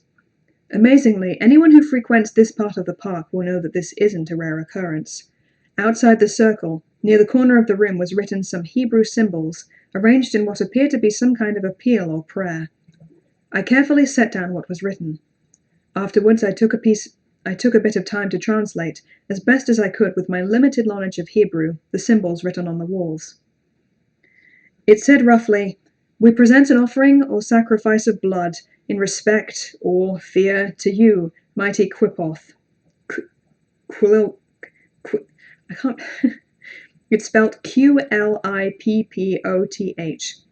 Qlilpoth, or something. May your hunger, anger be appraised or satisfied. The Qliphoth in Kabbalic lore are demons utterly alien to this universe. They are neither truly alive or dead by our standards, and seem to be ruled by different laws and physics than our own. Just breaking off to read the chat. Earlier you were asking how we are spending our Wednesday. I'm definitely drunk. I would like to amend my answer to listening to a drunk woman read amateur literature while I play Mario Kart. Playing it with your eyes closed? Whoa! Oh no, that was someone else. I was going to say, that would be impressive. Strange name for a demon, yeah. If I pronounce it wrongly, I'm very sorry. I'm just going to pronounce it the way, logically, I would try to pronounce. I don't know how you would pronounce something that's Q and then Lippoth. That's, doesn't make much sense to me. Maybe it's Qliphoth. Like the Q is pronounced like a K. Okay. The Qliphoth in Kabbalic lore are demons utterly alien to this universe. They are neither truly alive or dead by our standards, and seem to be ruled by different laws and physics than our own. According to lore, they existed before this world or universe, their own being destroyed during the creation of ours. To things of this world they are utter malignant evil, insane, hated, and blasphemy given form. Okay, I think it's supposed to be insanity, hatred, and blasphemy given form, although they are said to be so mutable in nature that even attributing them forms may be inaccurate. Most Kabbalists say they are only a myth representing sin, and the few that believe in them, even Aleister Crowley, would never try to bargain or make pacts with them, for they comprehend no alliances and seek only to destroy and consume truly living things. I wish now that I had taken the legends of the Qliphoth more seriously, but I thought of them only as legendary monsters like Dragon and Jinn. I think it's Jinn. Oh boy. The ambiguous pronunciation may be a tribute to Lovecraft. You may be right, yeah. Okay, so what do you think? Qliphoth? Qliphoth? Qlipioth? I don't know. After writing down that strange appeal, I continued on, up the hill and away from the strange and evil little stone house. I walked for miles, winding this way and that, through the hills and forest, enjoying the quiet and solitude of the day. Eventually, I became hungry and left the trail, slipping between the bushes and undergrowth. I moved about 50 feet off the trail and into a little clearing to sit down and eat. While eating my lunch of sandwiches and iced tea, a strange thing happened. Something large moved in the vegetation, maybe 40 feet away, off to my left. Thinking that it was a dog or deer, I stood up to look, but saw nothing. A moment later, the commotion began again. I could now actually see the plant life being shoved aside and hear leaves and twigs being crushed. Whatever was making the noise had to be at least as large as a human, but I couldn't see the thing at all. Okay. It seemed to be moving in an elliptical pattern, circling behind me and getting closer. After maybe 2 minutes, the noise had moved in about a 90-degree arc and was now behind me and 30 feet or less away. It still sounded quite large and was still totally unseen, despite the plant life being no more than 3 feet tall. At this point I was quite alarmed, and decided that I might not want to see whatever it was that was out there. I picked up my day pack and quickly moved back to the trail off into the distance. An hour later I had all but forgotten my brush with the unseen. It was starting to become dusk, although I didn't have a watch on, so I don't know the exact time. I had begun to circle around on the trails and head back towards my car, although I was taking a small, seldom used trail. Turning into Sean Connery, excuse me. Just call them the bogey monsters if that helps. Maybe, we'll see. I don't know if they'll come up again, but if they do, then we know what to do. Okay. I had begun to circle around on the trails and head back towards my car, although I was taking a small, seldom used trail I had never been on before. As I was circling a little hill, I saw some kind of small stone pillar standing weathered and overgrown off the trail to my right. Always fascinated by the possibility of examining forgotten artifice, I went to see what it was. The pillar was a basalt column, about 4 feet high, with some extreme weathered inscriptions on it. The style looked like art of the Pacific Northwest Indian tribes. It seemed to be a picture of a hairy biped, that was eating or rending small humans. It made me think of their legends of the Old Woman of the Forest, who some whisper was the same as a Sasquatch, a huge hairy ape witch who would spirit off young children never to be seen again. About 40 feet away I saw another little... Why are you listening to me? I'm too drunk for this. About 40 feet away I saw another little obelisk that looked identical to the one I just looked at. In between I saw a large, low circular block of concrete, and a couple of large basalt blocks with channels cut into the tops and sides. I couldn't decide their original purpose of the blocks. That's how it's written. The concrete cylinder looked like an old cistern. I was maybe 15 or 16 feet across, but had recently been altered. It was, presumably. The cement plate that served as a cap and was almost a foot thick had been partially removed. It had been lifted and slid to one side, leaving about a 3-foot gap to look into. Peering down into it, with the aid of my flashlight, I could see that it was about 30 feet deep. He's all about the measurements, this guy. And badly damaged by the hands of time, and/or vandals. Handholds had been gouged into the inside wall, leading down to the cistern floor. A bed of mouldering leaves and sticks covered the floor, which struck me as odd, since the cap appearing...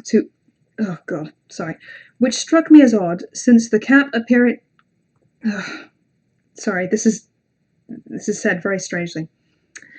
A bed of mouldering leaves and sticks covered the floor, which struck me as odd, since the cap appeared to have only been moved extremely recently, and it wasn't late enough in the season for leaves to start falling anyway. I could also see 2 large holes in the cement tube at the bottom, one on either side. One of the holes looked quite large, 6 or 7 feet, while the other side looked quite a bit smaller, maybe 4 feet in diameter. Welcome back, White Tim. I don't think you've missed very much. This guy's going on a walk in the woods, spotting several old artifacts, and now he's dropping down into a hole of some description. Okay. Having no fear of the dark enclosed spaces or heights, I began climbing down to further explore this new find. The odor of decaying plant and possibly animal matter hung thick in the air, along with the deep scent of wet earth. Both holes led into crudely cut rock and earth passages. I went into the larger one first and followed it back into the hill. I'm not quite sure how long the passage was before it opened into a small chamber. Visually, it looked like it had been 40 feet, or possibly more, again with the measurements, but I completely passed through it in only 7 steps, which should only take me 20 or 21 feet.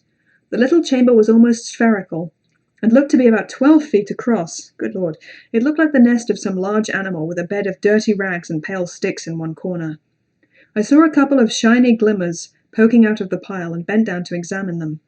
The first was an impressive amethyst crystal, about 6 inches long, with many tiny black and red inclusions suspended inside it. The 6 sides, although they looked natural, had been polished, and the base had been ground flat and polished as well. Some strange glyphs had been engraved into the 6 triangular facets that formed the point. Even with my fairly broad knowledge of runes and symbols, I was at a loss as to the origins of the symbols. They did look somewhat like the pictographs I'd seen on Central and South American coins and calendars. The crystal had another quality that made it odd, unique, and sinister in aspect. Whenever I'd look away, and could see the crystal with only my peripheral vision, the little red and black inclusions would seem to come to life and start moving, like minuscule fish swimming about in an aquarium. But as soon as I would look at it, they would stop and be just as I had seen them before. As a jeweler, I've seen a number of exotic techniques for creating illusions in gemstones. Some make it appear to be larger or brighter than they actually are.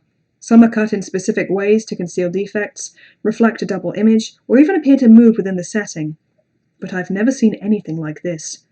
Pocketing the crystal for later examination, I turned my attention to the other shiny bit, poking out from under a grimy rag. It was a watch from the 1980s, its spring band torn apart and its crystal cracked. A shiver went down my spine as my gaze returned to the pile and the pale sticks. As I gingerly pulled one out to look at it, I was horrified to see what I already feared. What I was holding was clearly a human arm or leg bone, snapped in half and many years old. Dropping the once human thing, I turned to retreat from this den of evil. When I got back to the cistern, I looked up, expecting to climb back out to safety, but was momentarily paralyzed by fear when I saw something coming into the hole from outside. Ooh!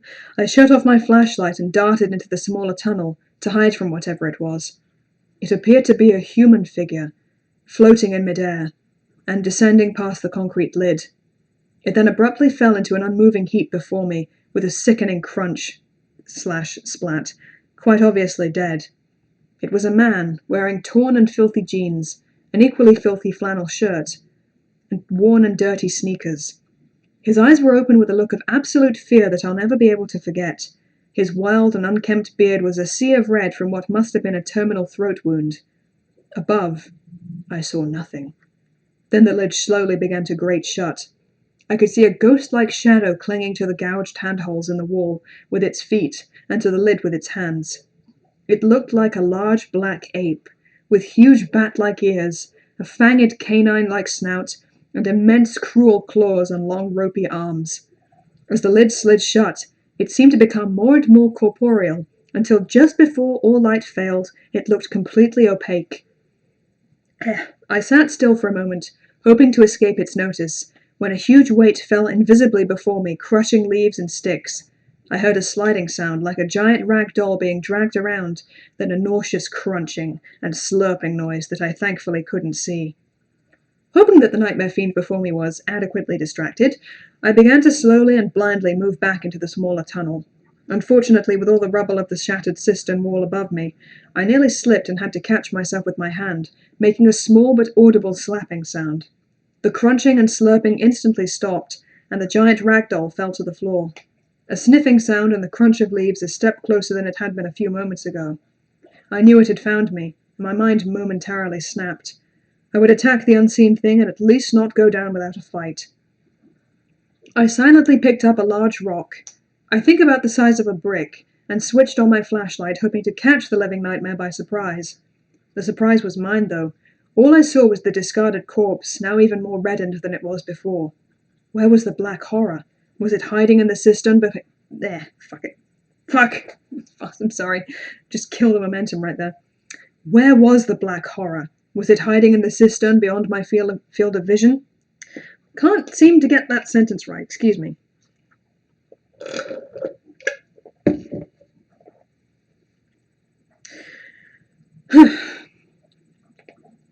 All I saw was the discarded corpse, now even more reddened than it was before. Where was the black horror? Was it hiding in the cistern beyond my field of vision? Then another step was heard, crunching leaves and twigs, even closer to me. I saw the leaves stir but couldn't see the monster. Unable to understand where it was or how to fight it, I threw my stone missile with all the strength and fury of my adrenaline-flushed body. All at once the rock struck the air and deflected off to the side. A small spray of foul black fluid fell to the ground, and an unearthly scream of pain and rage began not 10 feet in front of me. Why do you always have to say how many feet it's fucking... anything? It's exactly 10 feet away, 21 feet, 10 inches, 5 inches, 16 feet. I turned and ran.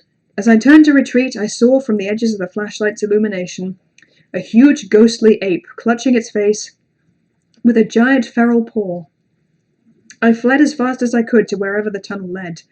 My attack momentarily stunned the thing, I think, and it was unable to maneuver its huge bulk through the small tunnel as quickly as I could. The tunnel wound about, and descended over a huge distance, miles I think, doesn't matter how many miles. It eventually broke through another concrete wall and into a giant drainage sewer, one side definitely ascending and the other descending. I could no longer hear the black fiend behind me, but I wasn't going to take chances. I pulled off my day pack, taking only my notebook, and tossed it down the sewer in the descending direction, just at the edge of the water. I hoped this might mislead the phantom ape and buy me a bit more time should it reach the wider sewer before I was able to find a way out. I ran off in the opposite direction, taking care to step only in the water to help conceal my scent.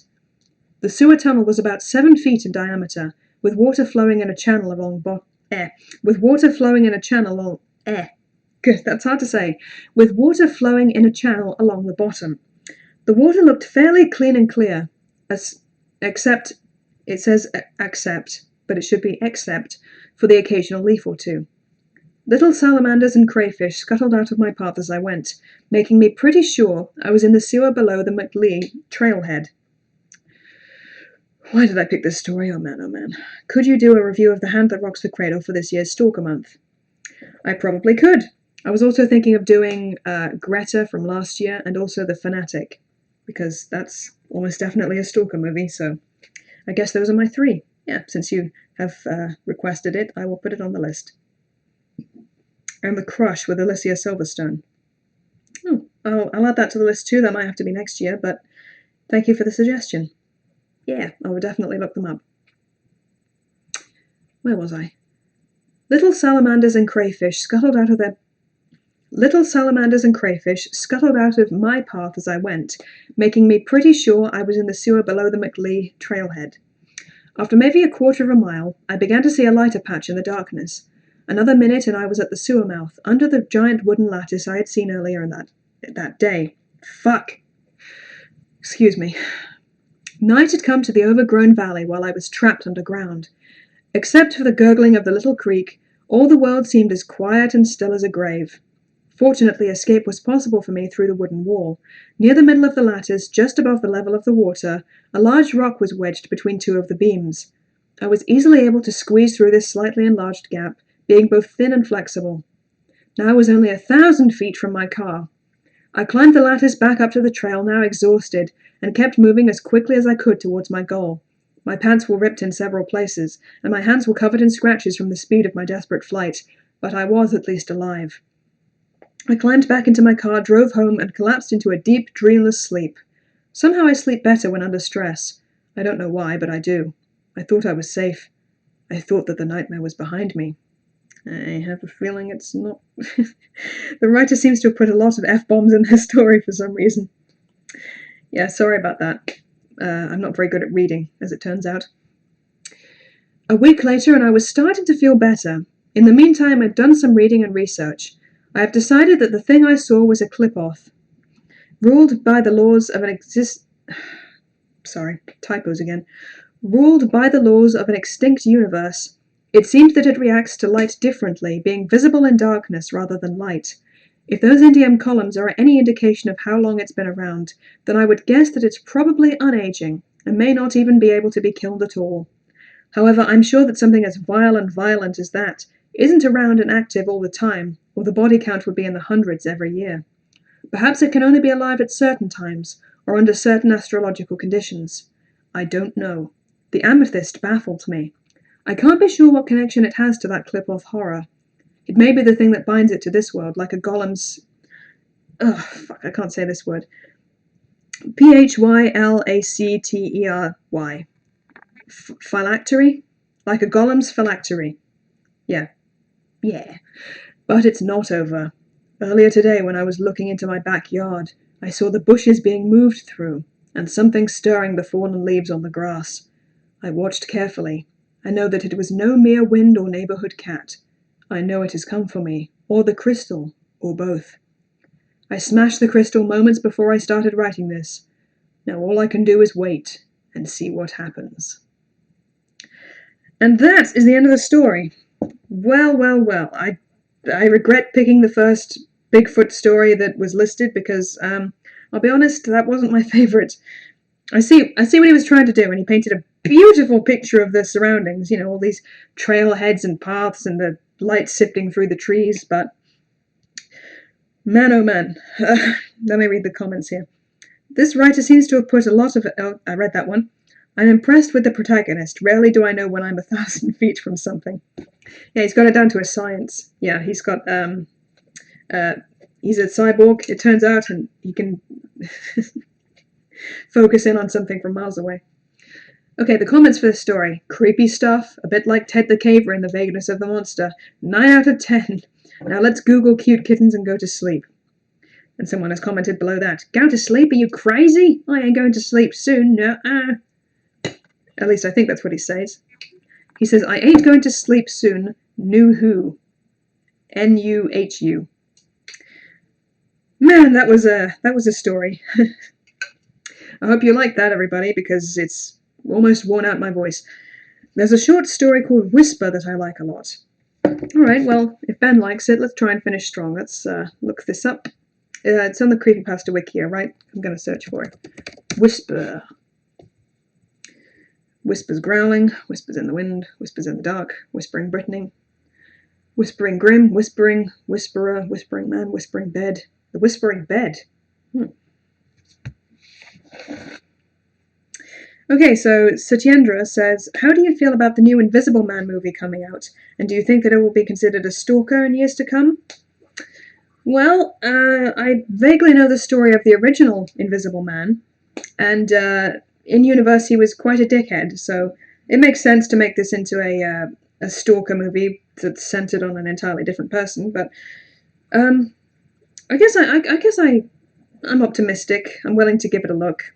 Generally, I'm not a fan of subplots where a main character is presumed to be crazy, carted off, and given involuntary sedatives or, you know, ECT. That's one of my nopes, but I'll give it a chance. Are you allowed to listen to other YouTubers' scary stories on stream? I don't know. Possibly. I don't know if they would copyright strike me or what, but if you'd rather listen to someone else, I completely understand. I might be wrapping this up soon, and then you can listen to. One of my short stories got read by a couple people, actually. I posted it on the Wikia quite a long time ago, years and years ago. And, yeah, a couple people picked it up and read it. One of them gave it more of a cackling villainy kind of thing, like, and then I crushed it into a meal. And someone did a more realistic reading, and I think, honestly, I prefer the latter, because that's how I wrote it, but yeah, each to their own. And the guy who did the evil villain version, he definitely said, you know, he definitely put his all into it. He was really having a good time with it, so that much I appreciate. Oh, you said my name right, thanks. Oh, well, no problem. I just had to go. You just said your voice was getting worn out.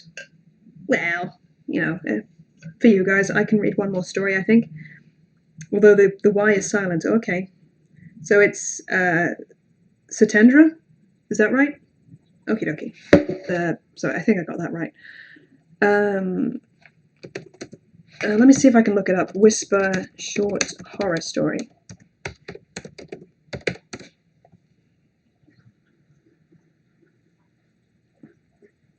So I'm seeing some horror short films. Not the story so much. Ben, if you're still there, watch out for the whispering eye, he says.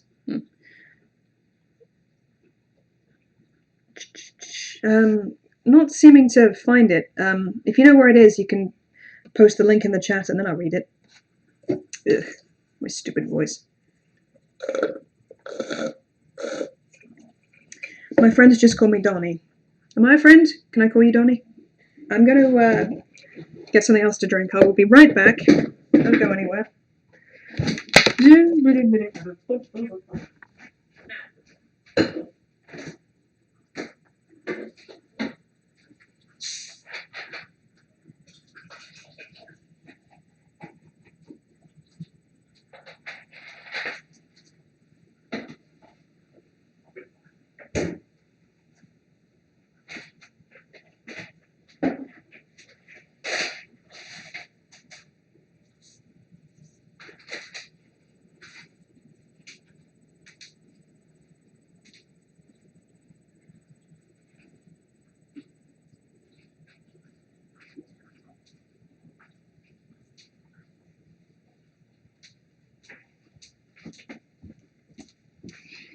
I'm back from outer space.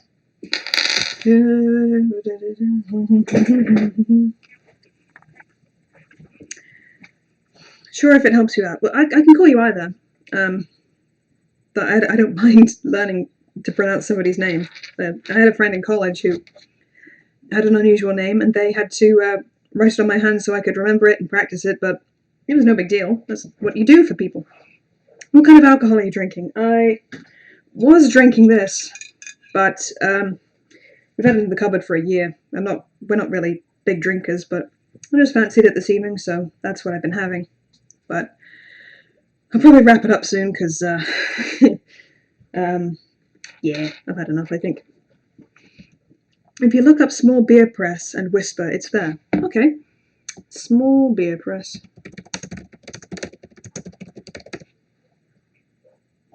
Okay, I see it there.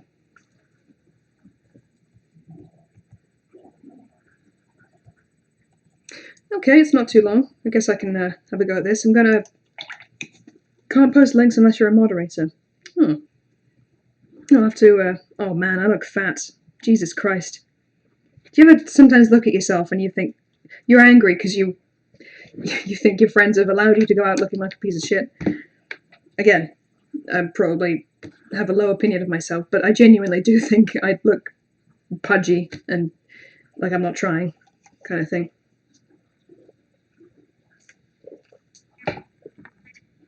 Sorry if you can hear pipe noises, by the way.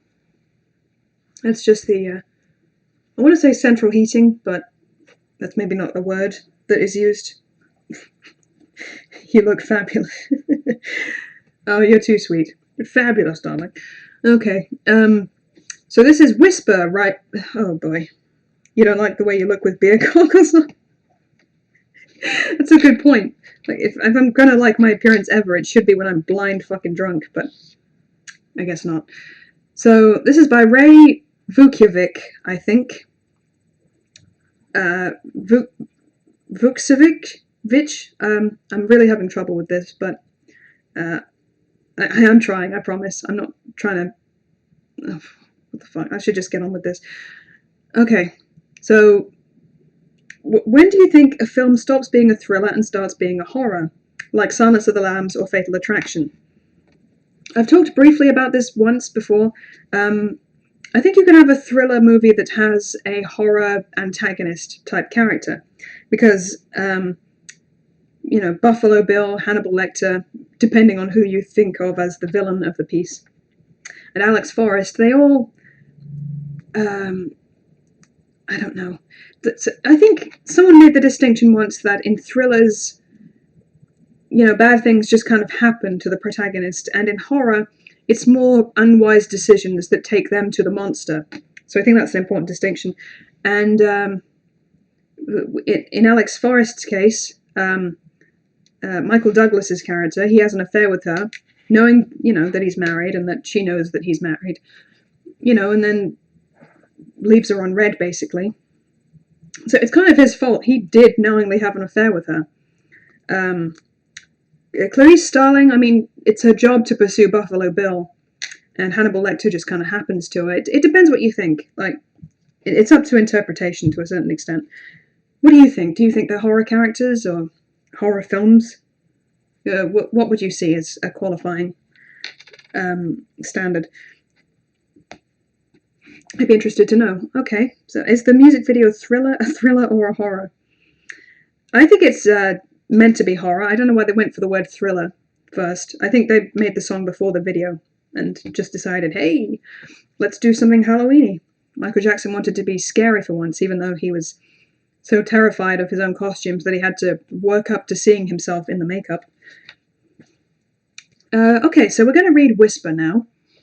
This was filed under Free Stuff to Read, short stories, on the 1st of July 2001. And it starts with the word and, which is... They tell you not to do that. Okay. And then she fired her parting shot. And not only that, she said, as if that hadn't been quite enough, you snore horribly. I do not, I said. I'm working on the presumption that the protagonist is male. I do not, I said. I definitely do not snore. I was talking to her back. You're making it up. I was walking to the door. Someone else would have mentioned it. I was talking to myself.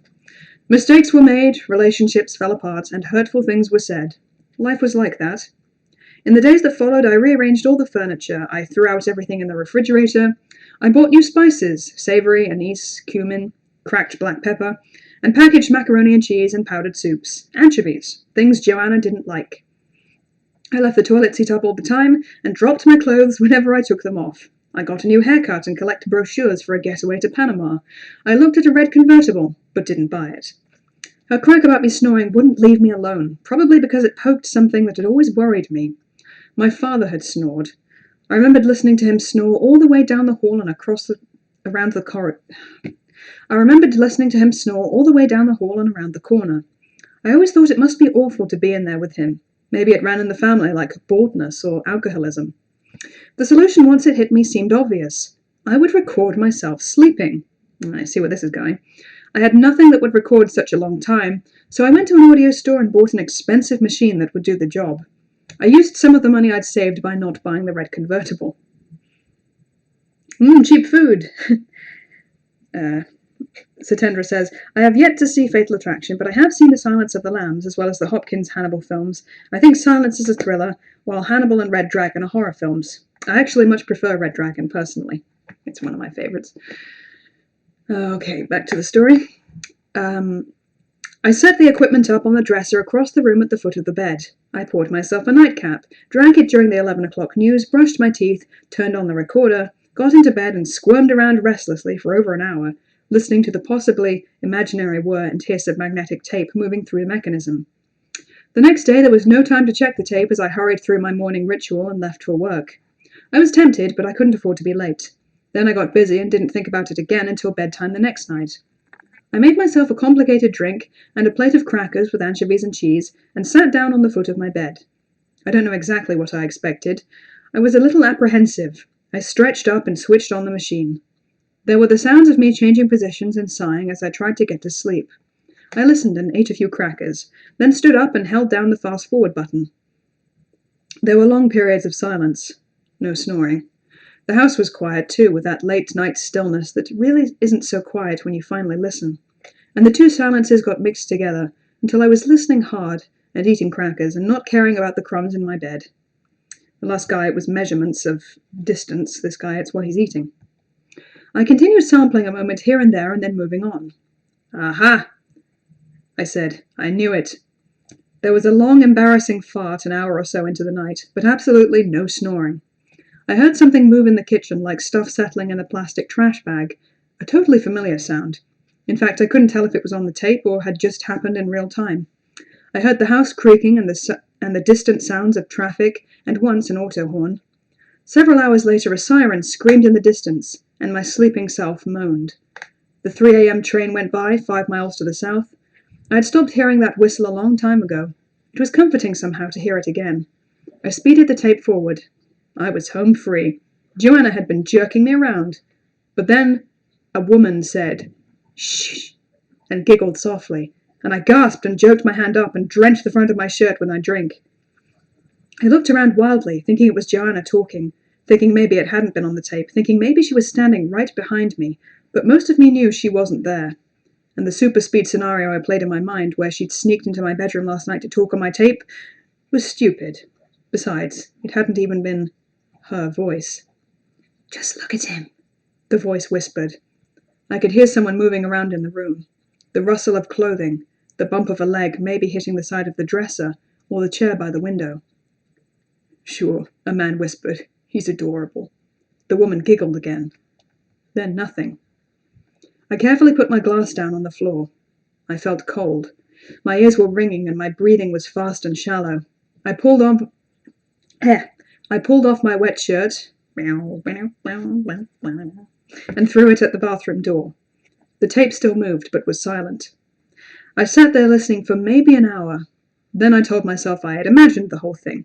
I got up and rewound the tape and played it again. "Just look at him," the woman whispered. I spent the rest of the night listening to every inch of the tape. You would think listening to over 8 hours of tape would take more than 8 hours, but I made good use of the fast-forward button, and by morning I was pretty sure that little snatch of conversation was all there was. I considered calling in sick, but then I would probably fall asleep, and I wasn't ready to fall asleep yet. I showered and shaved and got dressed. And let's take another quick break. I just thought, would Andrew Lloyd Webber Phantom of the Opera count as a stalker character? Not that it's a stalker movie, but would he follow the same tendency of other stalkers on film? Interesting question. I can't remember actually how long he's been interested in Christine or actively pursuing her. Quite a while, I think. I should see the movie again, or play, whatever. "Things were too bright outside," continues our protagonist. "The feeling was like an old memory of all-nighters in college, and crawling out into the daylight finally, and feeling like everything must surely be an elaborate set in a movie about someone else. I remembered the way Abby, my first true love, looked in those days. Warm young woman, zoomed in tight, big distorted nose, morning close-up, sleepy head, kiss, an echoing dress store dummy, somehow moving, smiling too big, too many teeth. Good morning, sunshine." What did I just read? "And later the coffee so deeply black and hot against my own teeth. Eggs over easy so you can paint bright yellow daffodils with your toast. Thick slabs of bacon." "You're doing the Zen breakfast thing, aren't you?" Abby bumped me with her shoulder. We sat side by side at the counter because the place was always too full to get a booth in the morning. Where had she gone? I remember dreaming over and over again that I'd accidentally killed her and hidden her body in a closet, or out in the barn, or under the bed, and for years and years and years I was forced to take care of it so no one would ever find out. I finished school and got good work, met a woman called Louisa, married her, fathered children, lost them, but got weekends, met Joanna, all the time playing a complicated juggling game involving plastic bags and big trunks to keep Abby's body hidden. Bloody hell. I wondered if that was Abby on the tape. "More coffee?" "What?" I snapped out of it long enough to nod and smile at the woman with the coffee pot. "Yes, please." I looked around. This was not the diner from my past. This was the restaurant down the block from my office. I never stopped in here for breakfast, but judging by the remains on my plate, I had stopped in for breakfast today. I glanced at my watch. I was late. I finished my coffee too quickly, burned my mouth, left a tip, paid the bill, and hurried off. I wonder if the creators of Paranormal Activity read this. Yeah, I wonder. Out into the bright morning crowd of busy people, all moving so deliberately towards important tasks. I knew very well I hadn't killed Abby and kept her body hidden all these years. That was just something I had dreamt more than once. But I was drawing a blank on just what had happened to her. I couldn't really bring her face into sharp focus in my mind. That probably wasn't her voice on the tape. At my desk, I made a mental list of the things that might be happening to me. The most obvious was that I was losing my mind. Next, I might be haunted. The voices might be ghosts. And finally, there was the conspiracy angle. Someone really was sneaking into my bedroom at night and watching me sleep. But if that were true, why hadn't Joanna complained about spooky visitors instead of making up a story about me snoring? I didn't feel crazy. In fact, after the sleepless night, my mind seemed unusually sharp. Everything was bright and moist. I could see every hair on my arm. I could still taste the bacon from breakfast, even if I couldn't remember eating it. Guy's got a poor memory, hasn't he? Says White Tim, the writers of Paranormal Activity movies don't know how to read Galford's dog. Oh, there should be a comma, excuse me.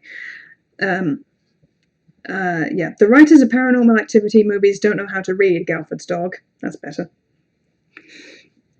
Okay. I didn't feel crazy. In fact, after the sleepless night, my mind seemed unusually sharp.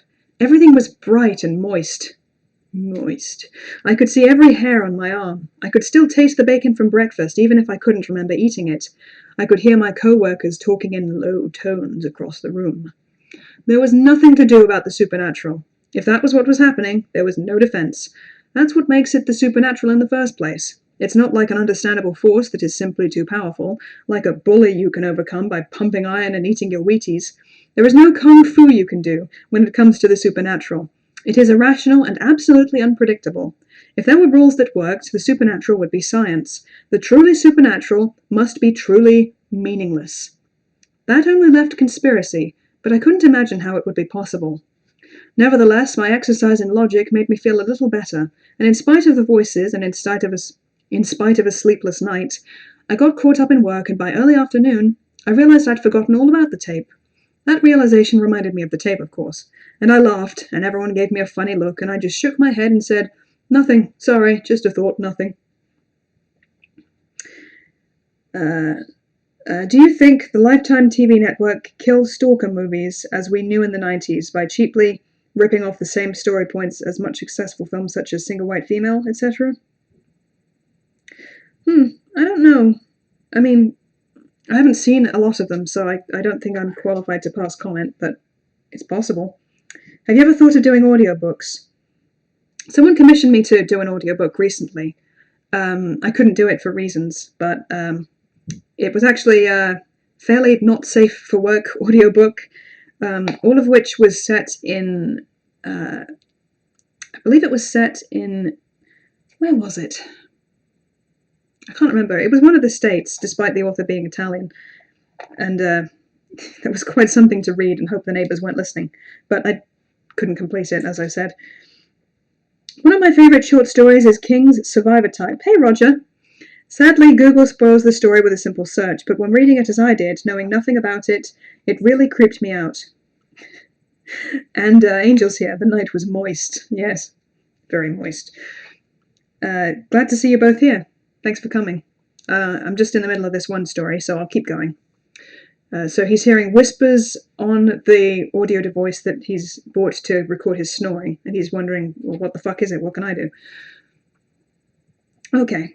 For dinner, I stopped in the same restaurant where I had Start again. For dinner, I stopped in at the same restaurant where I had had breakfast. Then I went home and wandered around the house, picking things up and putting them down again.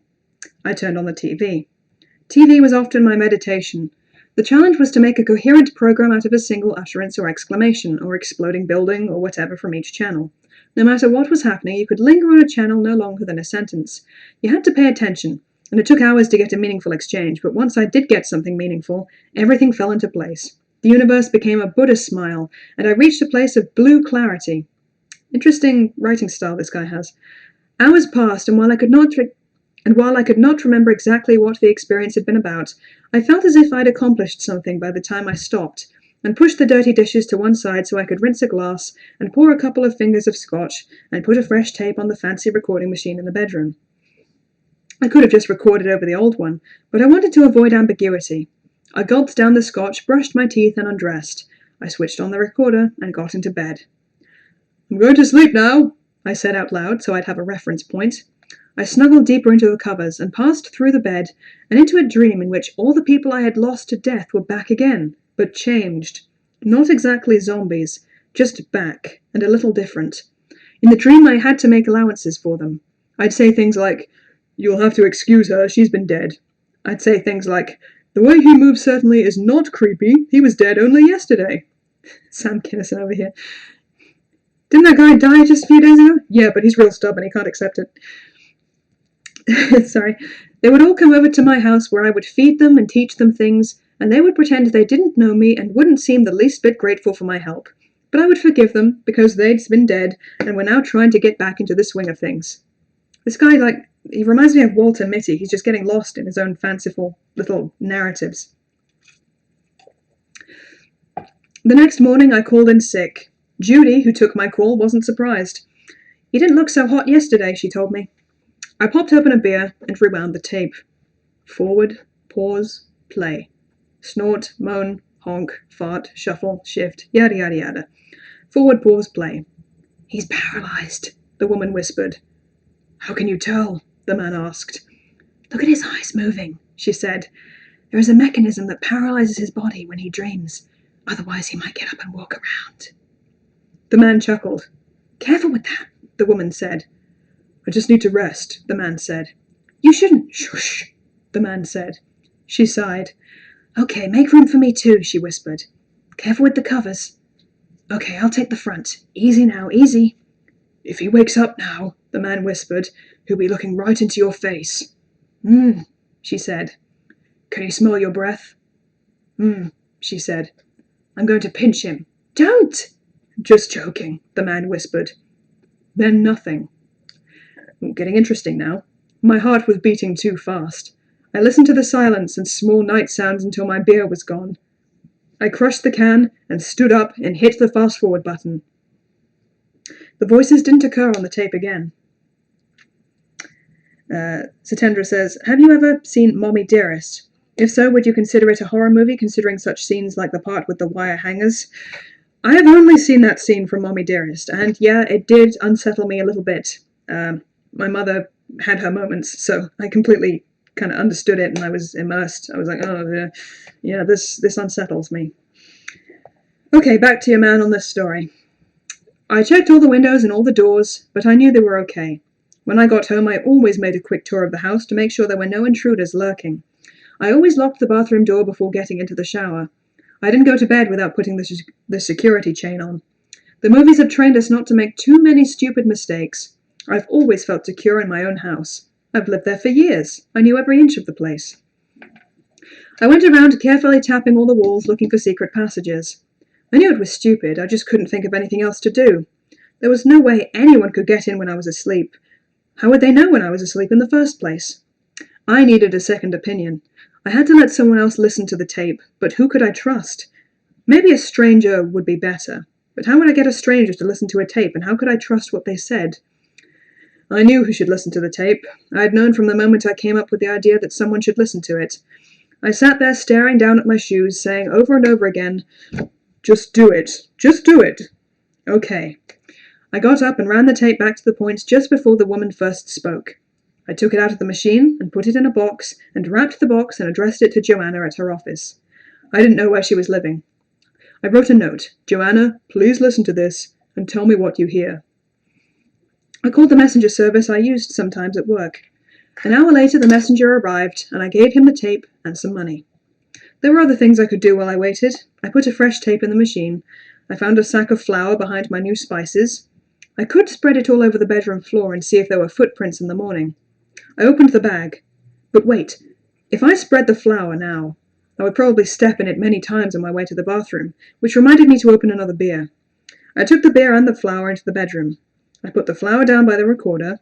I would spread it just before bed. Maybe Joanna would have called before then, though. Maybe whatever she had to say would solve the problem. "Oh yeah," I'd say. "That's it. Boy, is my face red. I should have thought of it myself." I could do something else too, but it would take more courage. I could leave them a message. The danger in that was that they didn't seem to know that I could hear them. What would they do if they found out? I was completely helpless in their company. Maybe I shouldn't let them know that I knew. I was a kind of eavesdropper, really. Maybe they wouldn't like it. They might find out anyway. One of these nights they might notice the tape machine. And surely if I spread flour all over the floor, it would tip them off. The day passed. I ate stuff from cans for lunch. I got no reply from Joanna. I must be pretty far down on her priority list these days. I couldn't find anything else to eat for dinner, so I skipped it. There was still beer, but not too much. I meditated with the TV for a few hours, but could never achieve meaning. Around 11, I decided I really would leave them a message. It was night again, and too quiet, and bedtime, and I had to do something. I tore a piece of paper from a notebook and wrote, "Who are you?" in big, bold letters. Now what? Should I pin it to my chest? What if they didn't find it? I wadded the paper up and tossed it into the trash. I could write really big letters on the wall. I think this guy's losing it. I could write really big letters on the wall. I dug through kitchen drawers but found nothing I could use to make big letters. I checked the bathroom. Women never leave a place without a trace. Maybe there would be a lipstick. There wasn't. So much for generalizations. I'm not an exception to this generalization. I leave stuff everywhere. I had pink stomach stuff. You can say Pepto, it's okay. But it looked too runny, and I had colourless roll-on deodorant so the walls wouldn't sweat, but you'd have to smell the country flash letters to puzzle out the message. Aha! An old bottle of tincture of... Oh God, so many letters I can't pronounce. Methiolate? Merthiolate? An old bottle of tincture of merthiolate.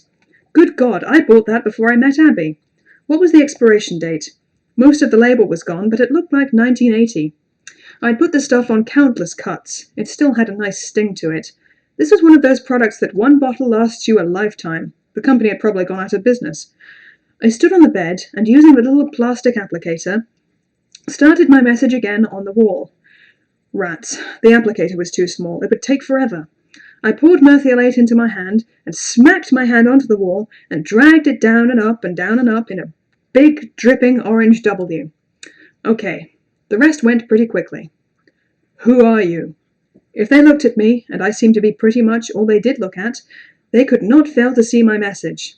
My hands were orange. The orange stain wouldn't come off with soap and water. To hell with it. How about the flower? Okay, but do it carefully. Get undressed first. Start at the bathroom door, and work your way back to the bed. Yes, like that. When you get to the bed, just toss the empty flour sack out of the bedroom and get into bed. That's it. Nothing could move across there without leaving a mark. Good. God damn it, you forgot to pee. This meandering man. I plopped down on the bed. I tossed the empty flour sack over to the side. I took a deep breath. Then I walked straight across the flour to the bathroom. One straight path. I would use the same one coming back. Anything off that path would be my visitors. Except that after I used the bathroom and carefully walked back to the bed, I realized I would need one more path to the dresser so I could turn on the recorder. Okay, one more. I walked to the dresser, turned on the machine, and walked back to the bed. 2 paths. Footprints going in both directions. I got into bed.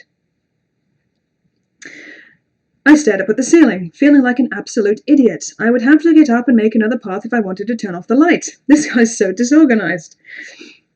I got up and walked to the light switch and flipped it off. Then I made my way back in the dark. I knew I was not keeping a straight path. And as I walked, it occurred to me to wonder how they would see my message in the dark. I had probably ruined the wall for nothing. I stopped and closed my eyes to think about it. That sounded awkward, but I'm going to keep going. If they could see me, they would probably see the wall. But what about the orange letters? Would orange letters be visible to ghosts who could see in the dark? Maybe it would be like red light. Maybe it would be like red light to fish. You put a red light in your aquarium, and the fish all think it's night, and you can watch them and they don't know you're watching. I opened my eyes and stumbled forward and saw the street glow from the bathroom. And saw the street glow through the bathroom window, and realized that I'd gotten way off the path back to the bed. The flower seemed mostly pointless now. I turned, and then stood peering through the dark at the bed. It didn't look entirely empty. Those shapes could be my pillows. The slight movement I saw, like the quivering of a horse after a good run, might be just the kind of thing you see in the dark. I took a step back. "Aren't you coming to bed?" she said. I cried out. "Sorry, I didn't mean to startle you."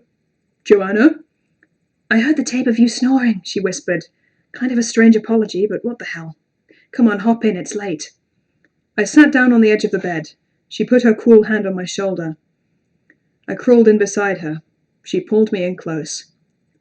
"Is that really you, Joanna?" I asked. "Of course it isn't, you moron," the man behind me said. And that's the end of the story.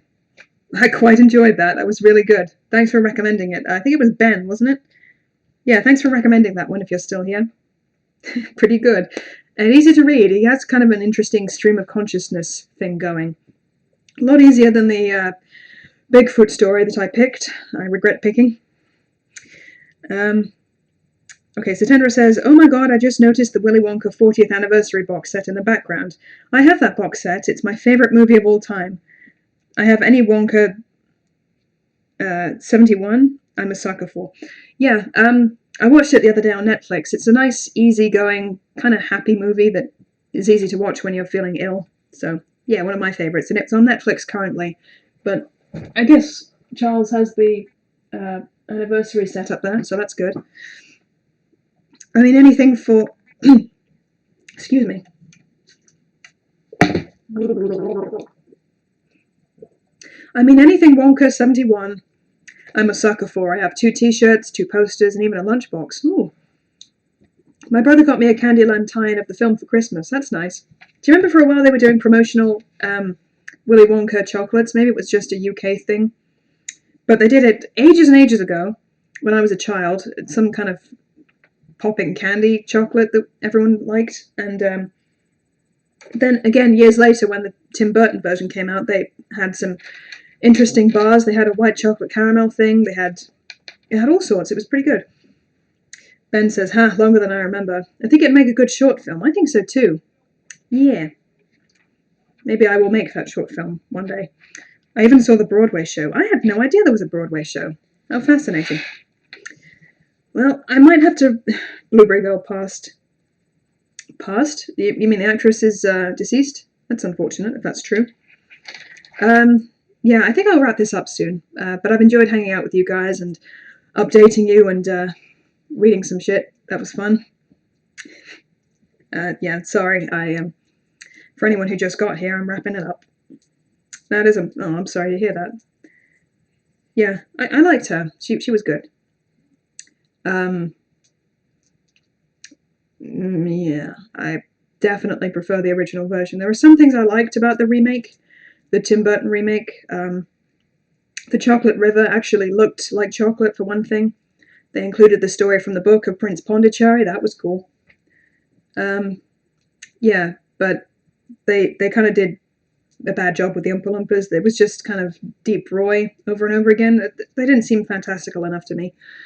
I think if you're not afraid to watch Nostalgia Critic episodes from ages ago, he has a video which is old versus new, comparing the 2 films and grading each one on specific things, different characters, aspects of the film, like score, cinematography, that kind of thing. Yeah, which you might enjoy, so go and look that one up if it appeals to you. So yeah, I'm going to wrap it up. Thank you everyone for joining me. I'm going to be working hard on some videos because I can't leave it much longer, can I? Yeah, expect to see something soon. If you're on my Patreon, then I'm coming up with a video essay for $10 plus patrons. You'll be able to see it, or eventually just on my channel, once I decide enough time has passed. And I hope you all have a very, a good evening, the rest of the evening, be well rested, have a good thing. I'm nowhere near collected enough to deliver a proper farewell. Shouldn't have drank so much. Everyone's saying goodnight, that's nice. Hope to see or hear more of this. Yeah, I might do another one of these streams soon, when it occurs to me. And thanks for joining. I'll see you soon. Goodbye. Did I press it? Yeah, see ya.